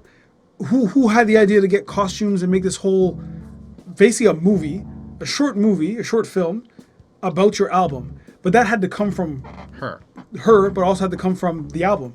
She had to write that album. It had to have a storyboard. It had to have everything in it from top to bottom, because she probably knew, I'm assuming because she had explained it, I think at one point, that when she goes to write an album, that's how she envisions it. It's the end result is this hour-long visual presentation of her album, on top of the fact that you can stream it, on top of the fact you can buy the album and listen to it and anywhere you can appreciate her lyrics, just listening to it audibly. But she wants to make it an audio and visual, what's the word I'm missing? Experience. Yes, that's exactly it. She wants to make it an audio and a visual experience. So if I understand correctly then, based on what I've learned from you, you see something dope, that becomes your new threshold of what you want to do. Basically. So you can achieve it. It's not like you're not going to subpar it. That's what that's like your debut album has to now be that.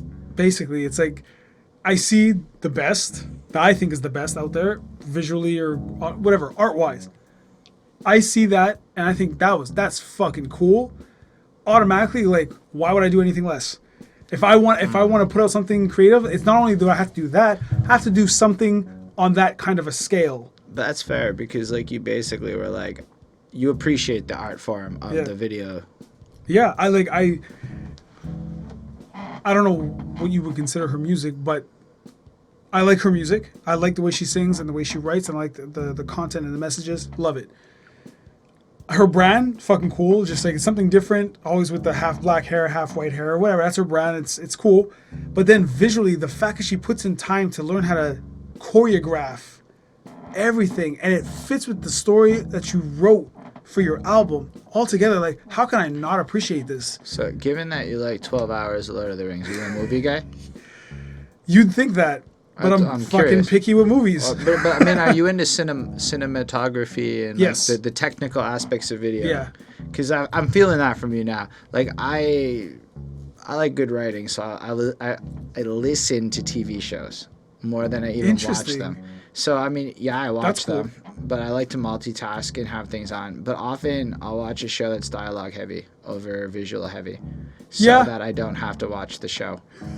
I will watch it. That's cool. But it's like I'd rather watch the show and play a video game and multitask, and so that's just how it is. So I'm not a huge visual guy, so I guess I don't put a lot of thought into videos. I mean, I think I'm learning, because you have to, and if you're gonna make a video, do them better I believe in progression. I don't Yeah. think my shit should be static or get worse. No, So yeah, exactly. You don't want that. I even have started like learning technical. I hate it, but I'm learning it. But I just felt that passion for it because you like, it was almost like it's part of the package to you, and I thought that was nifty. That's another thing is that the more I push to turn this into something that I can do just for the rest of my life. That's what I want to do. I just want to make music and I want to write, and that's what I want to do. The more things I find or aspects I find that I want to attach to it to make it greater, to make it more awe-inspiring, and it's just because it's a piece of art. It's like when I started drawing. You draw? I can draw pretty well, but I mean I don't do it anymore. But I did test myself once where I hadn't drawn in years, and my friend asked me to draw a picture because he was making a game and he wanted a visual. Okay, so I just drew it. I looked at it, I was like, that's fucking nice. Like, cool, I can still draw. And I gave it to him. But when I started drawing, it was horrible. Like anything you start, it was horrible.